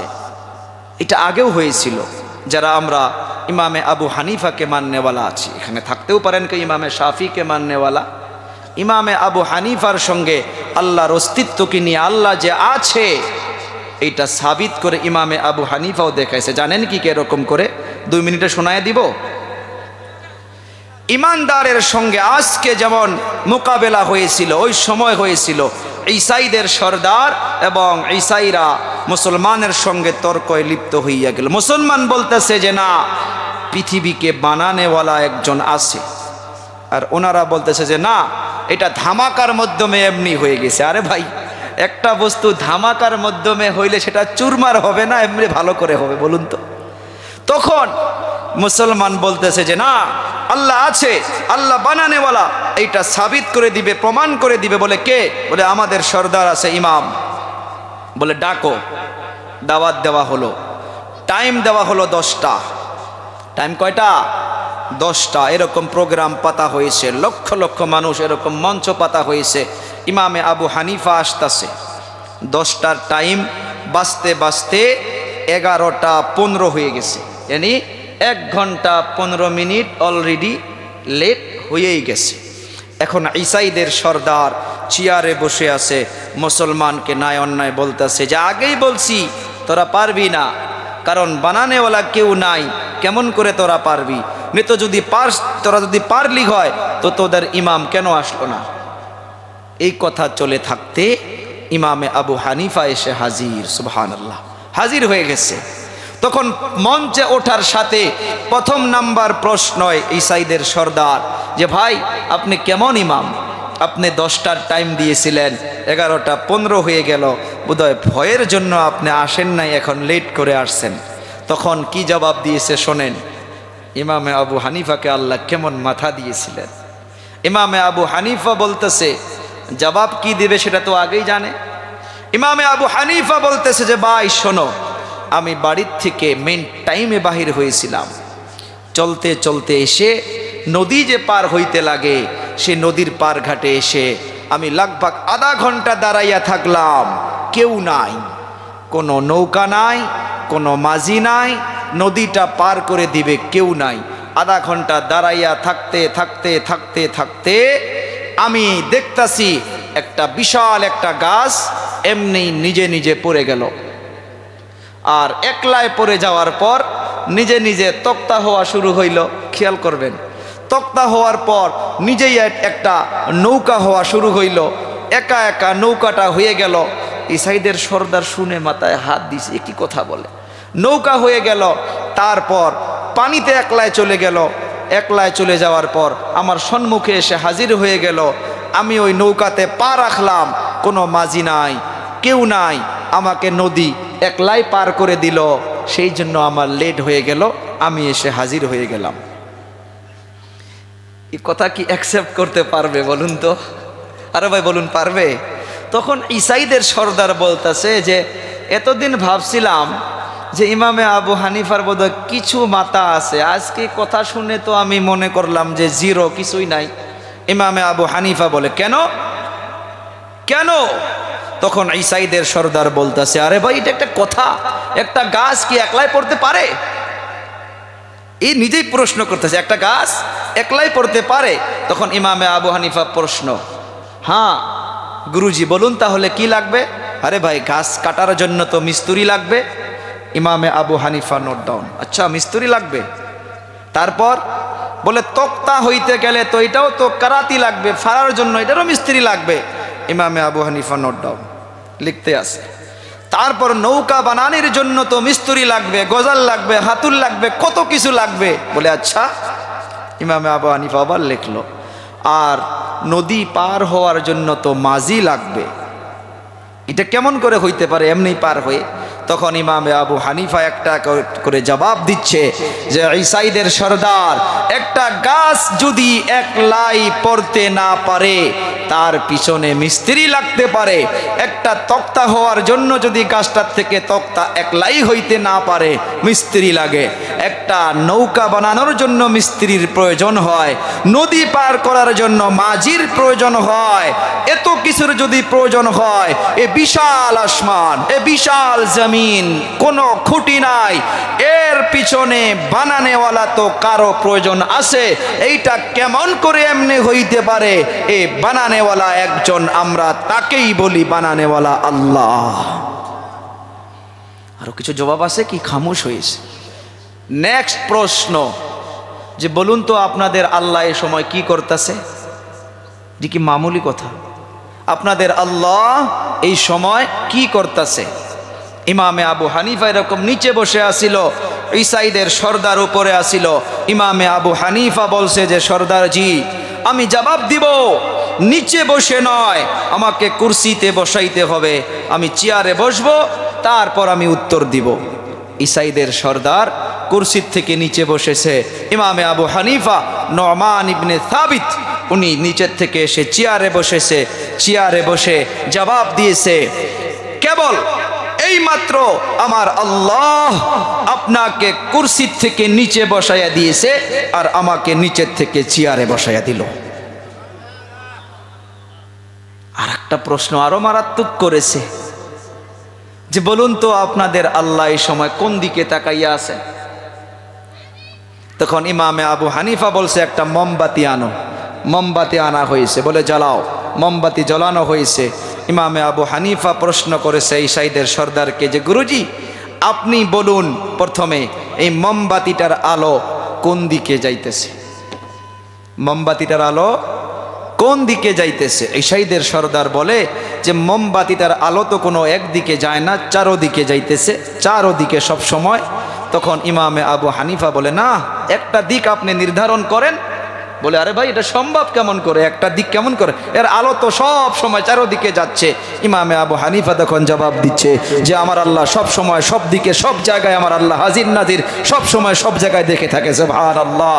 ওয়া হুয়া মাআকুম আইনামা কুনতুম, তুমি যেথায় যাও আল্লাহ তোমার সাথে আছে। তো আল্লাহর অস্তিত্বকে একজন ইমানদারকে মানতে হবে। এখন কথা হচ্ছে আমানু নিয়ে আলোচনা চলছে। আল্লাহর অস্তিত্বকে শুধু মানলে হবে না, আল্লাহর অস্তিত্বকে এখনো দুনিয়ার জমিনে যারা ইমানদার নয় তারাও কিন্তু মানে, ওই সময়ও মানতো। উদাহরণ, আমরা আলাম তারা কাইফা ফাআলা রাব্বুকা বিআসহাবিল সূরাটা তো পড়ছি। হাতির নামে আল্লাহ একটা সূরা দিয়েছিল। আর আবরাহাম বাদশাহ কাবাতুল্লাহ ধ্বংসের জন্য গিয়েছিলেন, জানি শুনেছি আমরা। আবরাহাম বাদশাহ কাবাতুল্লাহ ভাঙ্গার জন্য রওনা হইয়া গেল সৈন্যবাহিনী নিয়ে, হাতি নিয়ে। চলতে চলতে চলতে চলতে কাবাতুল্লাহর কিছু নিকটে চলে গেল। ও যুবক, আবরাহাম বাদশার সৈন্যবাহিনী, আব্দুল মুত্তালিব কাবাতুল্লাহর জিম্মেদার ছিলেন, কাবাতুল্লাহর দেখভাল করত। আমার আপনার নবীর দাদুজান আব্দুল মুত্তালিবের অনেকগুলো সাওয়ারি ছিল। আবরাহাম বাদশার সৈন্যবাহিনীগুলো আব্দুল মুত্তালিবের যেগুলো যেগুলো সাওয়ারি ছিল তারা কেড়ে নিয়েছে, তারা জব্দ করে নিয়েছে। জব্দ করে নেওয়ার পর আব্দুল মুত্তালিব তাদের কাছে বারবার সাওয়ারিগুলো চাচ্ছে, সাওয়ারিগুলো রিটার্ন চেয়েছে। আবরাহাম বাদশাহ আব্দুল মুত্তালিবকে ডাক দিয়া বলে, আমি ভেবেছিলাম তোমার কিছু জ্ঞান বুদ্ধি আছে, এত বড় একটা ঘর কাবাতুল্লাহ ধ্বংস হইয়া যাবে, তার কোনো তোমার চিন্তা নাই, তার কোনো ফিকির নাই, তোমার সামান্য দুনিয়াবি কিছু সাওয়ারির টেনশন। আব্দুল মুত্তালিবের জবাবটা শুনুন। আব্দুল মুত্তালিব কাবাতুল্লাহর চাবিটা কাবাতুল্লাহর দরজার মাধ্যমে লটকাইয়া দিছে। লটকাইয়া দিয়া আবরাহাম বাদশাকে ডাক দিয়া বলে, আমি আমার সাওয়ারির মালিক, আর এই ঘরের মালিক যিনি, উনি ওনার ঘর, উনি ওনার দায়িত্ব অবশ্যই হিফাজত করবে। করছে না নাই? ওই সময় কি আব্দুল মুত্তালিব ঈমান আনছিল গো? না না না, ঈমান নাই। তারপরেও কিন্তু আল্লাহর অস্তিত্বকে মানত, আল্লাহর অস্তিত্বকে তাও কিন্তু মানত।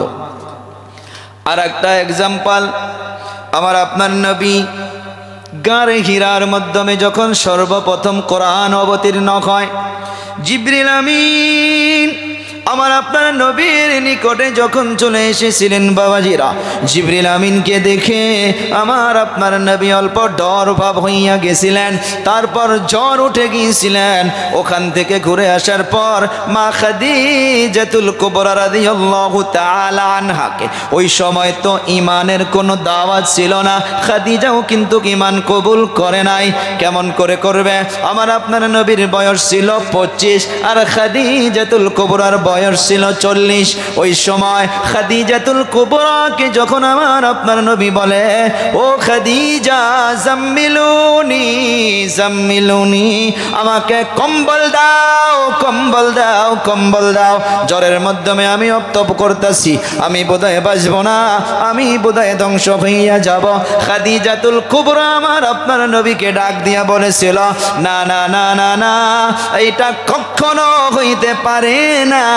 আপনি তো মানুষের সহায় করেন, আপনি তো এতিমকে দেখেন, আপনি তো পিপাসাকে পানি পান করান, আপনি তো মানুষের সঙ্গে দাঁড়াইয়া যান, আপনি তো মানুষকে সহায় সহযোগিতার হাত বাড়ান। এগুলো কাজ যারা করে উপরওয়ালা আল্লাহ তাদেরকে কখনো নষ্ট হইতে দিবে না। আল্লাহর অস্তিত্বকে খাদিজাও মানত না নাই? ও বাবাজিরা আমার, আল্লাহর অস্তিত্বর সাথে আরো কয়েকটা বস্তুকে ইমানদার হইয়া কয়েকটা বস্তুকে মানতে হবে। ঈমান নিয়ে আলোচনা চলতেছে রে বাবা। এই ঈমান যদি পরিপূর্ণভাবে আমি আপনি ঠিক করে চলতে পারি, এই দুনিয়ার জমিনে চক্ষু বন্ধ হইয়া যাবে, ডাইরেক্ট আমার আপনার বিছনা জান্নাতে হইয়া যাবে। ঈমানদার আল্লাহর অস্তিত্বর সাথে আল্লাহ রব্বুল আলামিনের কিছু সিফাতি নাম আছে, আছে না? আমরা কলেমা পড়েছিলাম কিন্তু ছোটবেলায়, আমানতু বিল্লাহি কামা হুয়া বিআসমাইহি ওয়া সিফাতিহি। আসমা ইসমুন থেকে, আসমা মানে বহু বচন নাম। ওয়ালিল্লাহিল আসমাউল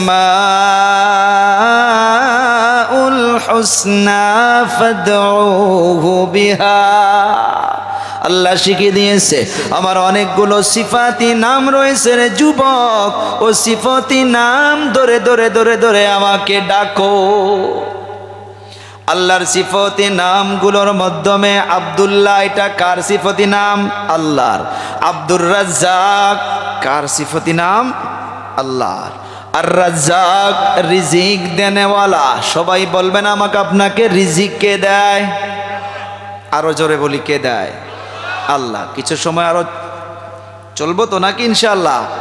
12টা বাজলো তো ইনশাআল্লাহ একটার আগে শেষ দেওয়ার চেষ্টা করব। আমানুটা শেষ করে আর 3টা বস্তু আছে শর্ট করে আমি খিচে নিয়ে আসব। আল্লাহ তাআলা বলতেছে, কে যেন বলতেছে শর্ট করো।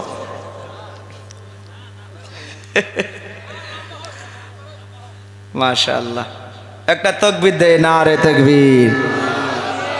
তার মানে কি জানেন?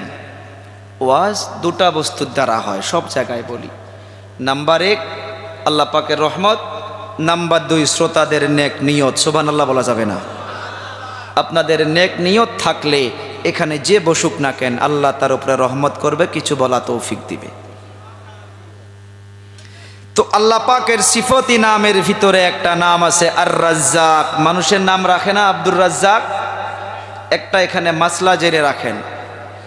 নাম আছে আব্দুর রহমান, আপনি রহমান বলে ডাকবেন না। নাম আছে আব্দুর রহিম, আপনি রহিম বলে ডাকবেন না। নাম আছে আব্দুস সামাদ, আপনি সামাদ বলে ডাকবেন না। নাম আছে আব্দুস সত্তার, আপনি সত্তার কাকা করে ডাকবেন না। আর সত্তার শব্দের মানা কি? এই যে এখন এটা দেখা যায় কি, স্পিকারটা দেখা যায় কি, লুকায়া গেছে। এটা আল্লাহ পাক কি করছে? আস-সাত্তার আল্লাহ পাকের সিফতি নাম। এই নামটা দিয়ে আমার আকসাদুলের গুনাহ আল্লাহ ঢেকে রাখছে। হয়তো আমার গুনাহ যদি ওপেন হয়ে থাকতো আপনারা জানতেন, আজ কি জানি আমাকে জলসায় ডাকতেন না। তো আল্লাহ পাকের এই সিফতি নামগুলো সেই জন্য বলছে যে আল্লাহর অস্তিত্বর পরে আল্লাহর সিফতি নামগুলোকেও একটা ইমানদার অ্যাকসেপ্ট করতে হবে, মানতে হবে। কেমন করে মানব? উদাহরণ দিচ্ছি, যেমন আব্দুর রাজ্জাক। আর রাজ্জাক রিজিক দেনেওয়ালা, চিল্লাইয়া বলি কে? আল্লাহ। এখন যদি কেউ দোকান করে আর কাউকে যদি গিয়ে বলে যে যদি আমি আজকে দোকানটা না খুলতাম আমার বাড়িতে খাদ্য আসতো না, তাহলে কিন্তু রিজিক আমাকে কে দিল?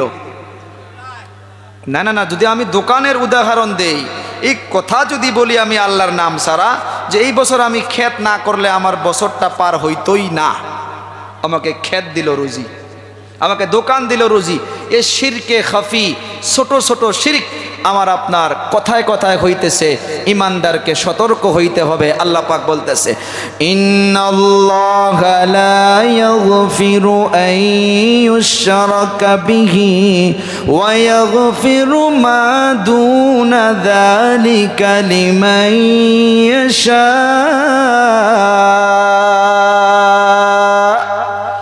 আল্লাহ রব্বুল আলামিন বলেন, শোনো, অবশ্যই অবশ্যই আমি আল্লাহ ইচ্ছা করলে দুনিয়ার সব গুনাহ খাতাগুলোকে মাফ করে দিব, কিন্তু শিরককে আমি আল্লাহ তাআলা মাফ করব না। শিরক অনেক বড় একটা জুলম। ইন্নাশ শিরকা লাযুলমুন আযীম। আল্লাহ তাআলা বলেন শিরক অনেক বড় একটা জুলুম, অনেক বড় একটা অপরাধ। ও বাবাজির আমার, আল্লাহ পাক রিজিক দেনেওয়ালা। আল্লাহ পাক মায়ের পেটের ভিতরে থাকা অবস্থায় রিজিক দিয়েছে।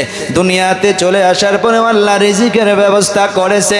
মায়ের কোলের মাধ্যমে থাকা অবস্থায় আল্লাহ মায়ের বুকের মাধ্যমে রিজিকের ব্যবস্থা করেছে। ও আমার বাবাজিরা, বন্ধুরা, দুনিয়ার জমিনে আসার পর পারা নাম্বার 12 পৃষ্ঠা নাম্বার 1 লাইন নাম্বার 1 এর মাধ্যমে আল্লাহ তাআলা ইরশাদ করেছে, ওয়ামা মিন দাব্বাতিন ফিল আরদি ইল্লা আলাল্লাহি রিজকুহা। সুবহানাল্লাহ বলি।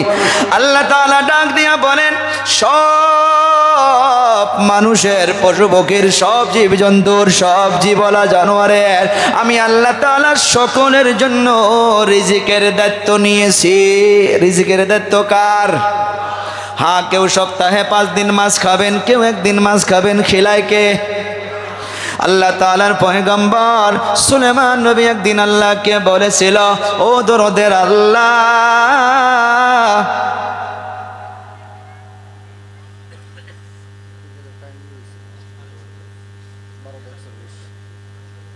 বারোটা 40 হয়েছে, আমি তো ঘড়ি দেখছি, ঘড়ি তো বরবাদ করব। দেখেন আমি ভুল বলি নাই ভাই, আমি তো 12টা বলেছি, দেখেন আমার ঘড়িতে 12টা বাজছে।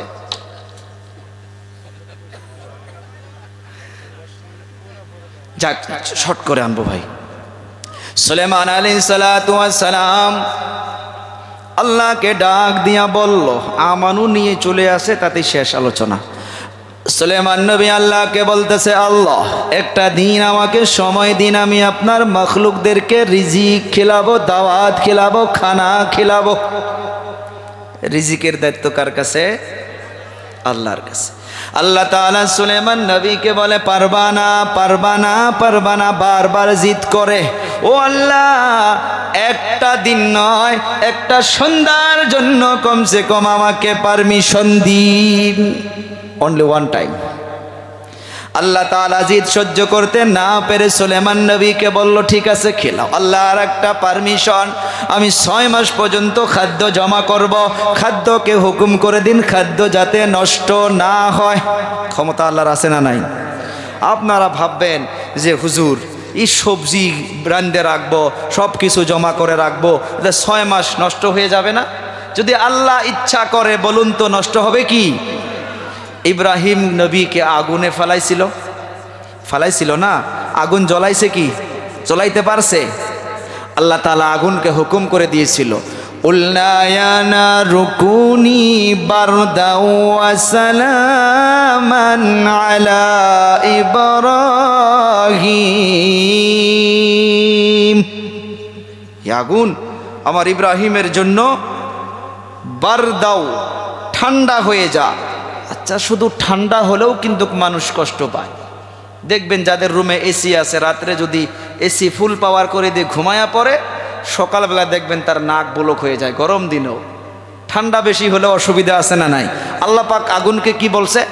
বারদাও ওয়া সালামান, এমন ঠান্ডা হ যাতে আমার ইব্রাহিম শান্তি পায়। সুবহানাল্লাহ। আগুন শান্তি মতো রাখছে না ইব্রাহিমকে। ইব্রাহিম নবী বলে, আমি যত আরামে ছিলাম ওই আগুনে থাকা অবস্থার আরাম আমি আর অন্য জায়গায় পাই নাই। ক্ষমতা কার? সুলেমান নবী আল্লাহকে এইটা আবদার জানাইলো, আল্লাহ গো এক সন্ধ্যা দাওয়াত খিলাবো, আমি 6 মাস পর্যন্ত খাদ্য জমা করব, খাদ্য যাতে নষ্ট না হয় অমুক পাহাড়ের মাধ্যমে জমা করব। আল্লাহ হুকুম দিয়া দিল। জিদ সহ্য করতে না পেরে 6 মাস যখন হইয়া গেল, দাওয়াতের ডেট ফিক্স হইয়া গেছে, দুপুরবেলা পার হইয়া যাইতেছে, পানির একটা বিশাল একটা মাছ আল্লাহকে নিজের ভাষায় বলে, ও আল্লাহ প্রত্যেক দিন 12টা বাজায় খানা দেন। মাছকে কে খিলায়? আরে ভাই জোরে বলি, মাছকে কে খিলায়? পিঁপড়াকে কে খিলায়? আল্লাহ রাত্রের অন্ধকারে, পাহাড়ের অন্ধকার জমিনে পিঁপড়া কয় কদমে চলে, আল্লাহর কাছে হিসাব আছে না নাই? আল্লাহ তাআলাকে ওই মাছ বলতেছে, আল্লাহ 12টা পার হইয়া গেল, দুপুরের খানা কই? এতদিন তো 1 সেকেন্ডও দেরি হয় নাই। আল্লাহ তাআলা মাছকে বলে, ও মাছ, আজকে সুলেমান দাওয়াত দিয়েছে, ওখানে যাও। মাছ চলে গেল সুলেমান পয়গম্বরের কাছে। সুলেমান নবী বলে, যাও ওখানে খানা রেডি আছে, খেয়ে নাও। একটা মখলুক শুধু মাছ বিসমিল্লাহ আল্লাহর নাম নিয়ে যখন মুখটা খুলেছে, 6 মাস পর্যন্ত যত খানা জমা করেছিল ওই পানির একটা বিশাল একটা মাছ, এই সব খানা তার পেটের মাধ্যমে চলে গেল। তারপরেও মুখটা খুলে বসে আছে, খানা দাও, খানা দাও। আর তো খানা নাই। সুলেমান নবী আল্লাহর কুদরতি কদমে সিজদায় পড়ে গেল। আর রাজ্জাক, একমাত্র রিজিক দেনেওয়ালা আপনি। আমি আপনার শুধু একটা মখলুককে, একজনকে শুধু আমি একটা সন্ধ্যা পেট ভরে খেলাইতে পারলাম না। রিজিক কে দেয়? আল্লাহ তাআলা দেয়। ও বাবাজিরা আমার, সেই জন্য শিরকে খাফি, ছোট ছোট শিরিকগুলো দোকান চালায়, খেত চলায়, চাকরি চলায়, না না না, আলহামদুলিল্লাহ আল্লাহর ইচ্ছায় দোকানের দ্বারা আল্লাহ আমাকে রিজিক দিতেছে, আল্লাহর নামটা অ্যাড করি তো গুনাহ হবে না। আলহামদুলিল্লাহ খেত করেছি, আল্লাহ তাআলা যদি ইচ্ছা করে আমাকে 40 মনের জায়গায় 50 মন দিতে পারে। আল্লাহ চাইলে পুরা বছরটা ভালো করে আল্লাহ পার করে দিবে। আল্লাহর নাম, আল্লাহর নাম। ও বাবাজিরা আমার আপনার দরদের নবী একদিন শুধু বলে ফেলছিল কালকে বলবো, আল্লাহর নাম নেয় নাই। আল্লাহ তাআলা নবীকে শিখায়া দিয়েছে, ওয়ালা তাকুলান্না লিশাইইন ইন্নী ফাইলু যালিকা গাদা। আল্লাহর নাম নেই যে কালকে বলবো, আল্লাহ ধরে ফেলছে যে না ইনশাআল্লাহ বলো, ইনশাআল্লাহ, আল্লাহ যদি চাহে। তো যা হোক, রিজিক দেনেওয়ালা আল্লাহ। একজন ইমানদারকে আল্লাহর অস্তিত্বকে মানতে হবে, আল্লাহর সিফতি নাম গুণগুলোকেও মানতে হবে। নাম্বার 3, আল্লাহর ক্ষমতাকে মানতে হবে। আল্লাহর ক্ষমতা বোধহয় কমজোর হয়ে গেছে নাকি আছে এখনো? আল্লাহ তাআলা ক্ষমতা দেখাইয়া দুনিয়ার জমিনে দেখাইয়া গিয়েছে। নমরুদ আল্লাহ পাক ক্ষমতা দেখাইছে না নাই? ও বাবাজিরা আমার, একটা ল্যাংড়া মশাকে আল্লাহ হুকুম করেছে, যা যা তার নাক দিয়ে ঢুকে যা, ব্রেনের মাধ্যমে তাকে আঘাত শুরু কর। ব্রেনের মাধ্যমে ব্যথা শুরু হইয়া গেল। কর্মচারীদেরকে বলল যে আমি চেয়ারে আমার মসনাদে বসে থাকবো, তোমরা একজন একজন করে আমার মাথার মাধ্যমে বাড়ি মারবা। ও স্যার কি দিয়ে মারবো? পারলে জুতা দিয়ে মার, পারলে জুতা দিয়ে মার। সম্মানের চেয়ারে কিন্তু আল্লাহ বসাইয়া রাখছিল। সম্মানের চেয়ারে বসাইয়া রেখে দরদের আল্লাহ তাআলা কর্মচারীদের দ্বারা জুতার দ্বারা মাথায় পিটনা খিলাইছে।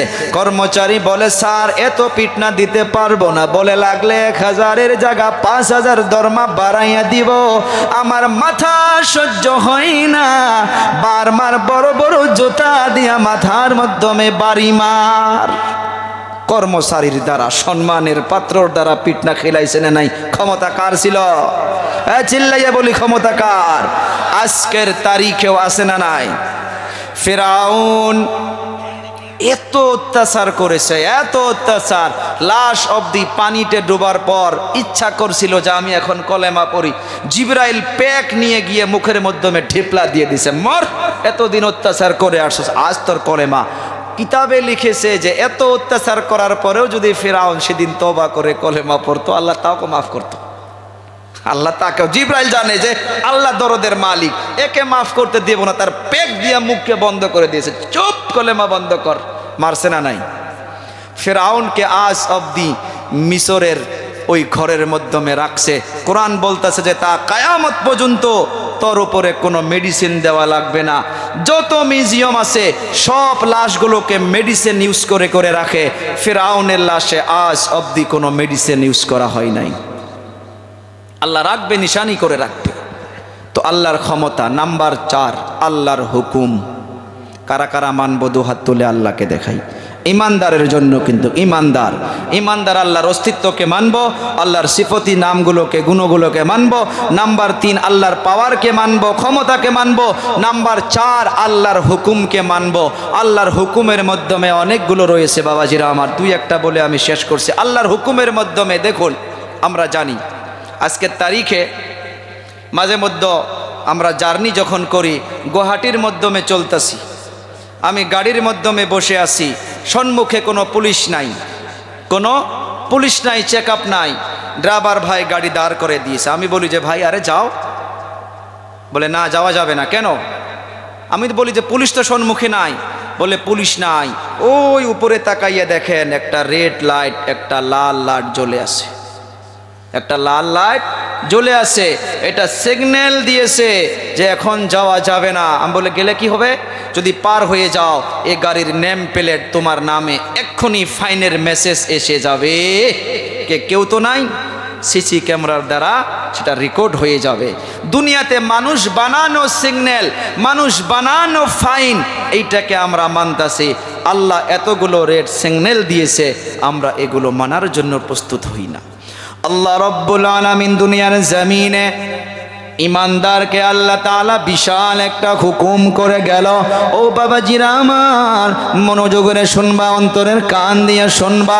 এতগুলো আলোচনা শুনলাম, নামাজ পড়তে হয়, হুকুমটা কার? আরো জোরে বলতে হবে কার? রোজা রাখতে হয়, হুকুমটা কার? হজ করতে হয় সম্ভব থাকলে, টাকা পয়সা থাকলে হুকুম টাকার। যাকাত দিতে হয় টাকা পয়সা থাকলে হুকুম টাকার। সব কিছুই বুঝলাম। পারা নাম্বার 15 আল্লাহ পাক একটা বিশাল আর একটা হুকুম করে দিয়েছে। ওই হুকুমের পরে আলোচনা শেষ করে দিব বাবাজিরা আমার। পারা নাম্বার 15 সূরা বনী ইসরাইল। সে হুকুমটা কি হুকুম? আল্লাহ তাআলার আয়াতের দ্বারা শুনুন, যে আয়াতের ভিতরে আল্লাহ তাআলার একত্ববাদীর কথা বলেছে। আল্লাহ যে এক, ইবাদত হবে তো আল্লাহর, হুকুম মানা হবে তো আল্লাহর। ওই একই আয়াতের ভিতরে বাবাজিরা আমার আল্লাহ পাক আর একটা বিশাল একটা হুকুম করে দিলেন। দরদের আল্লাহ তাআলা সুন্দর করে বলতেছে, ওয়া ক্বাদা রাব্বুকা আল্লা তা'বুদু ইল্লা ইয়া। আয়াত এখনো শেষ হয় নাই। প্রথম নাম্বার হুকুম আল্লাহ বলে দিল যে তোমার রবের তরফ থেকে এইটা চূড়ান্ত ফয়সালা হয়ে গিয়েছে। চূড়ান্ত ফয়সালা কার পক্ষ থেকে হয়েছে? রব্বুকা, কাফ জমি কাফ, তোমার রবের তরফ হইতে এইটা চূড়ান্ত ফয়সালা হয়ে গিয়েছে। আল্লাহ তা'বুদু ইল্লা ইয়া। চিল্লাইয়া বলবেন ইবাদত হবে তো একমাত্র কার? ও যুবক আওয়াজ দিয়া জোরে করে বলে ইবাদত হবে কার? আল্লাহ তাআলার ইবাদতের পর, আল্লাহ পাকের একত্ববাদীর মানার পর একই আয়াতের ভিতরে আল্লাহ আর একটা হুকুম জানাইয়া দিল। দরকার পড়লে আমি যুবকদের পায়ে হাত দিয়া বলে যাব, রে বাবা, এই হুকুমটা আল্লাহর ইবাদতের পর, নামাজ পড়ার পর, রোজা রাখার পর, তার সাথে সাথে এই হুকুমটা যদি মানা না যায়, আমার নামাজ বিফলে চলে যাবে, আমার ইবাদত বিফলে চলে যাবে, আমার তাহাজ্জুদ নষ্ট হইয়া যাবে, আমার দান নষ্ট হইয়া যাবে, আমার সব কিছু বরবাদ হইয়া যাবে। সে হুকুমটা হইতেছে বাবাজিরা আমার, ওয়াবিল ওয়ালিদাইনি ইহসানা। আল্লাহ পাক বলতেছে, রে সন্তান, আমাকে এক মানার পর, আমার হুকুম মানার পর তোমরা তোমার মা বাবার সঙ্গে ইহসান করো, মা বাবার খেদমত করো, মা বাবার খেদমত করো। চিল্লাইয়া বলবেন এই হুকুমটা কার? নি যুবকরা আরো জবান খুলে বলেন হুকুমটা কার? মানেননি সবাই? সবাই মানেননি? ও বাবাজিরা আমার, আমার আপনার দরদের নবী বলে যায়, সাহাবী হইতে পারো, তুমি মক্কা মদিনার ইমাম হইতে পারো, তোমার মা যদি নারাজ হইয়া থাকে, তোমার বাবা যদি নারাজ হইয়া থাকে, তুমি সাহাবী হওয়ার পরেও তোমার কলেমা নসিব হবে না। দলিল আছে না নাই? হযরতে আলকামা রাদিয়াল্লাহু তাআলা মৌতের সময় থরথর করে কাঁপতেছে, জবানে কলেমা আসে না। আমার আপনার নবী সাহাবা কেরামদেরকে ডাক দিয়া বলে, যুবকগুলো শুনবেন, ও সাহাবীরা রে শোনো, আলকামার জবানে কলেমা জারি হয় না, যাও যাও যাও খবর নাও আলকামার কি মা বাবা বেঁচে আছে। সাহাবা কেরাম চলে গেল, যাওয়ার পর তালাশ করে দেখে বাবা নাই, মা বেঁচে আছে। মাকে গিয়া বলে, ও আম্মা জান, আপনার সন্তান আলকামার জবানে কলেমা আসে না, ও আম্মা জান, অন্তর থেকে মাফ করে দিন, আপনার সন্তান তো কলেমা বিহীন হইয়া দুনিয়া থেকে চলে যাবে। আলকামার মা তখন বলে, না না না, আমাকে অনেক কষ্ট দিয়েছে, আমি মাফ করতে পারবো না। সাহাবা কেরাম চলে আসলো, ইয়া রাসূলুল্লাহ, ইয়া হাবিবাল্লাহ, আলকামার মা বলে দিল আলকামাকে নাকি ওনার মা ক্ষমা করবে না। আমার আপনার দরদের নবী সাহাবা কেরামদেরকে হুকুম দিয়া দিল, যাও জঙ্গল জড়ো করো, আগুনের ব্যবস্থা করো, আলকামাকে জীবিত আগুনে জ্বালাইয়া দিতে হবে। আল্লাহর নবীর হুকুম পেয়ে সাহাবা কিরাম জঙ্গল জড়ো করলো, আগুনের ব্যবস্থা করা হলো, আগুনে জ্বালাইয়া দিবে। এর আগে আর একটা চান্স দেওয়া হলো। সাহাবা কিরামকে নবী আমার বলল, যাও যাও যাও, আর একটা বার মাকে গিয়া খবরটা পৌঁছাইয়া দাও। দুনিয়ার জমিনে মা যত গুসা হোক না কেন, বাবা কত নারাজ হোক না কেন, সন্তান সন্তানের দুঃখ কষ্ট দেখে দুনিয়ার কোনো মা বাবা থাকতে পারে না। আলকামার খবর নিয়ে সাহাবা কেরাম চলে গেল। ওগো আম্মা জান, আল্লাহর নবী হুকুম করেছে আপনার সন্তানকে জীবিত জ্বালাইয়া দেওয়ার জন্য হুকুম করা হয়েছে, আগুন তৈরি করা হয়েছে। আলকামার মা ঘর থেকে পাগলের মতো দৌড়ায়, পাগলের মতো দৌড়ায়। ইয়া রাসূলুল্লাহ, ইয়া হাবিবাল্লাহ, আমি মা হইয়া কেমন করে দেখে থাকতে পারবো? আমার সন্তান আগুনে জ্বলবে, আমি মা সহ্য করতে পারবো না। আল্লাহর নবীর নিকটে দৌড়িয়ে সে মা করজোর অনুরোধ করে, ইয়া রাসূলুল্লাহ, এটা কাজ করবেন না। আমার আপনার নবী তখন বলে, ও আম্মা জান, দয়া করে আপনার সন্তানকে ক্ষমা করে দিন। দুনিয়াবি সামান্য আগুন যদি আপনি আপনার সন্তানকে ক্ষমা না করেন, আল্লাহ তাআলা জাহান্নামের মাধ্যমে এর থেকে ডবল ডবল আগুন দিয়ে আপনার সন্তানকে জ্বলাইয়া থাকবে। মা তখন চিৎকার মেরে অন্তর থেকে বলে, ইয়া রাসূলুল্লাহ, ইয়া হাবিবাল্লাহ, আমি আমার সন্তানকে অন্তর থেকে ক্ষমা করে দিলাম। কিতাবের পৃষ্ঠা সাক্ষী দিতেছে, মা শুধু ক্ষমা করে দিল, আলকামার জবানে জারি হইয়া গেল, লা ইলাহা ইল্লাল্লাহু মুহাম্মাদুর রাসূলুল্লাহ। চিল্লাইয়া বলি সাল্লাল্লাহু আলাইহি ওয়াসাল্লাম। দুনিয়ার জমিনে বাবাজিরা আমার, আমার আপনার দরদের নবী সাল্লাল্লাহু আলাইহি সাল্লাতু ওয়াসালাম জীবনে বাবাকে বাবা বলে ডাকতে পারে নাই। 6 বছর বয়সে মা হারা ইতিম। আমার আপনার নবী মসজিদে নববীর মাধ্যমে সাহাবা কেরামদেরকে জমা করেছে।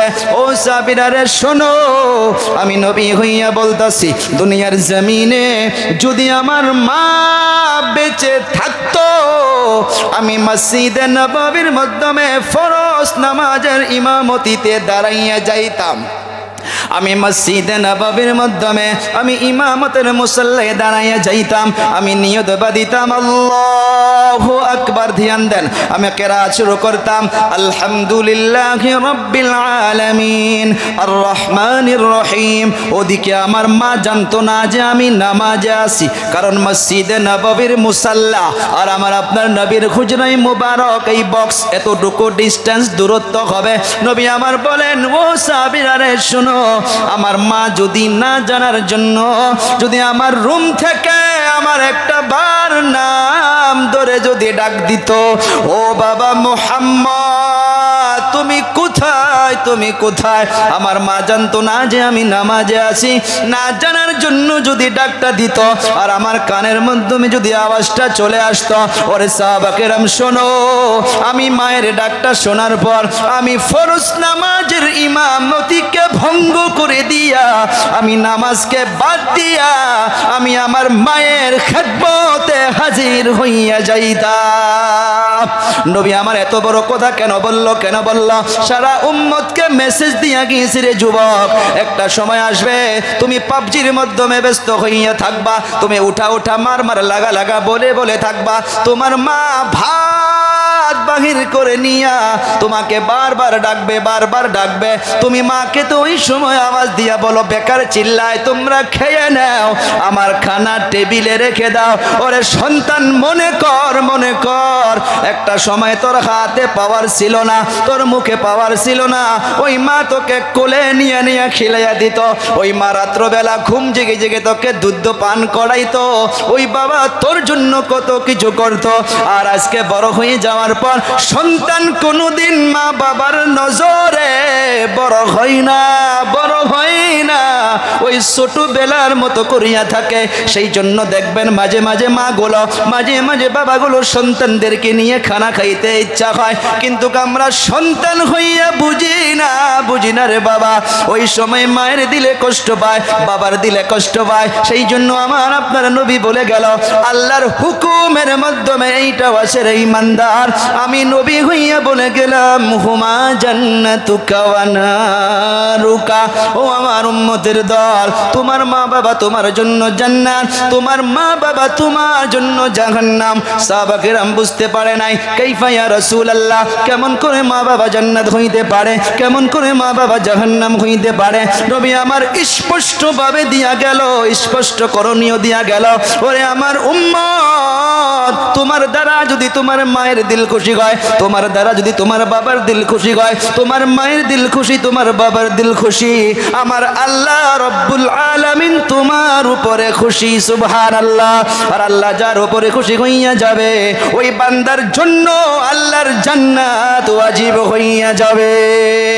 আবার বলল রে সাহাবী, কেমন করে জাহান্নাম হইতে পারে? তোমার মা বাবা তোমার আচরণে কষ্ট পাবে, তোমার মা নারাজ হইয়া যাবে, তোমার বাবা নারাজ হইয়া যাবে।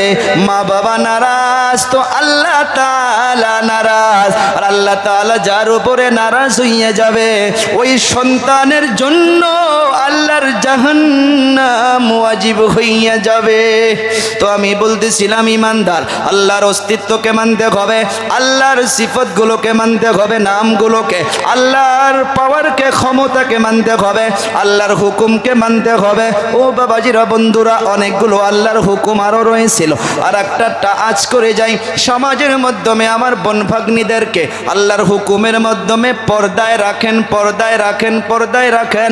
সমাজ এমন হইয়া গেছে, দাদির বয়স হইয়া গেছে 60 বছর, নাতনির বয়স আছে 18 বছর।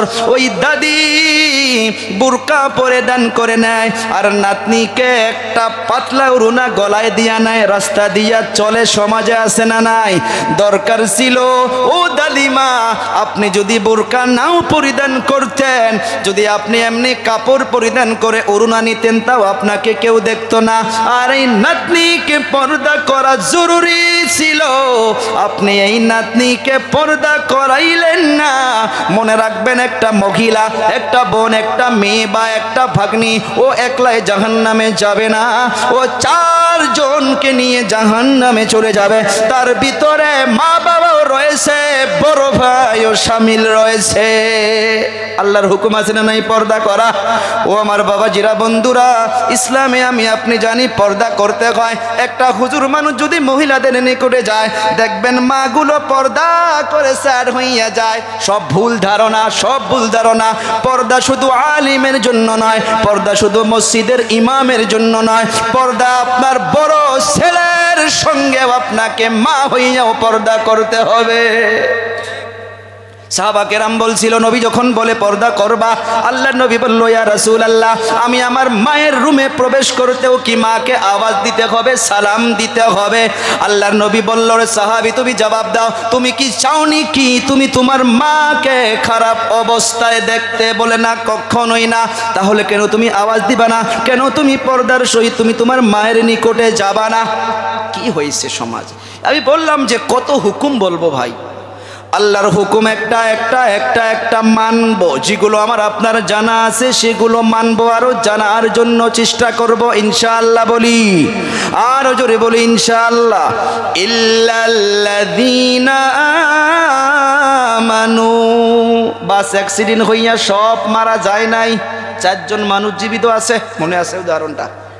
ওই যে শুরুর কথা স্যার, ইন্নাল ইনসানা লাফি খুস, অবশ্যই সব মানুষ জাহান্নামের রাস্তায়, লেকিন 4 শ্রেণীর মানুষ নয়। তার ভিতরে 1 নাম্বার, বলি 1 নাম্বার কে? ইয়া আল্লাহ, সব আলোচনা পচা যাব যদি বুঝে না পায়। 1 নাম্বারে কে আছে ভাই? বাস আওয়াজ দিয়ে বলো। 1 নাম্বারে ইমানদার। 2 নাম্বার তো শুনি নাই। ইল্লাল্লাযীনা আমানু ওয়া আমিলুস সলিহাত, ঈমান এনেছি, ঈমানের সাথে নেক আমল করতে হবে, ভালো ভালো কাজ করতে হবে। তো ঈমানি পাওয়ার বাড়াইয়া দিবে কে? শুধু নিজেই নেক আমল করলে চলবে না। ওয়াতাওয়াসাউ বিল হক, 3 নাম্বার মনে রাখবেন। 1 নাম্বার ইমানদার, জাহান্নামের রাস্তায় নয়। 2 নাম্বার যারা নেক আমল করে তারাও জাহান্নামের রাস্তায় নয়, কিন্তু বলা হচ্ছে যে নিজেই নেক আমল করলে শুধু চলবে না, ওয়া তাওয়াসাউ বিল হক, আপনি আপনার সাথীকে, ভাইকে, বন্ধুকে আপনি রাস্তা দিয়ে মসজিদে আসতেছেন, আপনি হকের পথে ডাকেন। কেউ তাস খেলতেছে, আপনি তাদের নিকটে গিয়ে বসিয়া তাদেরকে আপনি মাথা বোলান, চকলেট খিলান, তাদেরকে বুঝান, তাদেরকে হকের পথে ডাকেন। ওই সময় যদি কেউ আপনাকে ধমক মারে, নবীকে পাথর মেরেছিল, নবীকে নাই অন্যায় বলেছিল, আমাকে আপনাকে কেউ পাথর মারবে না, কিন্তু মারবে কি? আল্লাহ পাক বলছে যে 4 নাম্বার, যখন তুমি হকের পথে ডাকবা, তোমাকে মানুষ আঘাত দিতে পারে, কষ্ট দিতে পারে, আমি আল্লাহ তোমাকে শিখাইয়া দিলাম, ওয়া তাওয়াসাউ বিস সবর, ওয়া তাওয়াসাউ বিস সবর। যখন তুমি হকের পথে ডাকবা, মানুষ যখন তোমাকে খারাপভাবে রিপ্লাই দিবে, তখন তুমি এই রিপ্লাইটা তুমি তাদেরকে খারাপ করে না দিয়ে তুমি ধৈর্য ধরবা, তুমি সবর করবা। যেমন করে আমার আপনার নবীকে উহুদের ময়দানে, ওই উহুদ পাহাড়ের মাধ্যমে জায়গাটা আমি দেখেছি, যে জায়গার মাধ্যমে আল্লাহ আমার আপনার নবীকে বসাইয়া রাখছিলেন, দন্দন মুবারক শহীদ হয়ে রক্তাক্ত অবস্থায় ছিলেন। সাহাবা কিরাম বলছে, ইয়া রাসূল আল্লাহ, যারা পাথর মেরেছে আপনাকে, এদের জন্য বদদুয়া করুন। আল্লাহ নবী হাত উঠাইছে, সাহাবা কিরাম বলে যে এখন এরা শেষ, কিন্তু আল্লাহ নবীর জুমলা শোনেন। আল্লাহ নবী বলছিল, আল্লাহুম্মা গফিরলি কওমি ফাইন্নাহুম লা ইয়ালামুন, আল্লাহ আমার কওমকে আপনি মাফ করে দিন, যিনারা আমাকে পাথর মেরেছে এদেরকে মাফ করে দিন, এরা আমাকে চিনতে পারে নাই। বদদুয়া দিছে কি? গোসা করছে কি? ধৈর্য ধরছে, তারপর তাদের জন্য আরো দোয়াও করছে। তো এই 4 শ্রেণীর মানুষ কখনো জাহান্নামে যাবে না। চিল্লাইয়া সুবহানাল্লাহ বলি।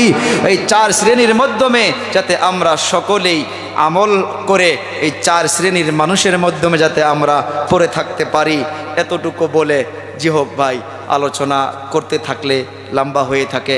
অবশেষে আমি সভাপতিকে মাইক্রোফোন দেওয়ার আগে আমি একটা আবদার জানাই, নেকির কামের জন্য মানুষ নিয়ত করলে আল্লাহ তার নামে আমলে সওয়াব লিখে দেয়। এই যে আপনারা প্রত্যেক বছরে এই যে 1 জানুয়ারিতে আপনারা এই প্রোগ্রাম করতেছেন, আমি একটা বস্তু জানতে চাই, কি আগন্তুক এই প্রোগ্রাম করার জন্য আমাদের মন আছে? কার কার আছে? জোরে করে তাকবীর দেয়, নারে তাকবীর, নারে তাকবীর। আমাদের দাঁড়ানো যুবক ভাইগুলো হাত ওঠে নাই। বাবা, তোমরা চাও না আগন্তুক এই মাহফিল? চাও ইনশাআল্লাহ।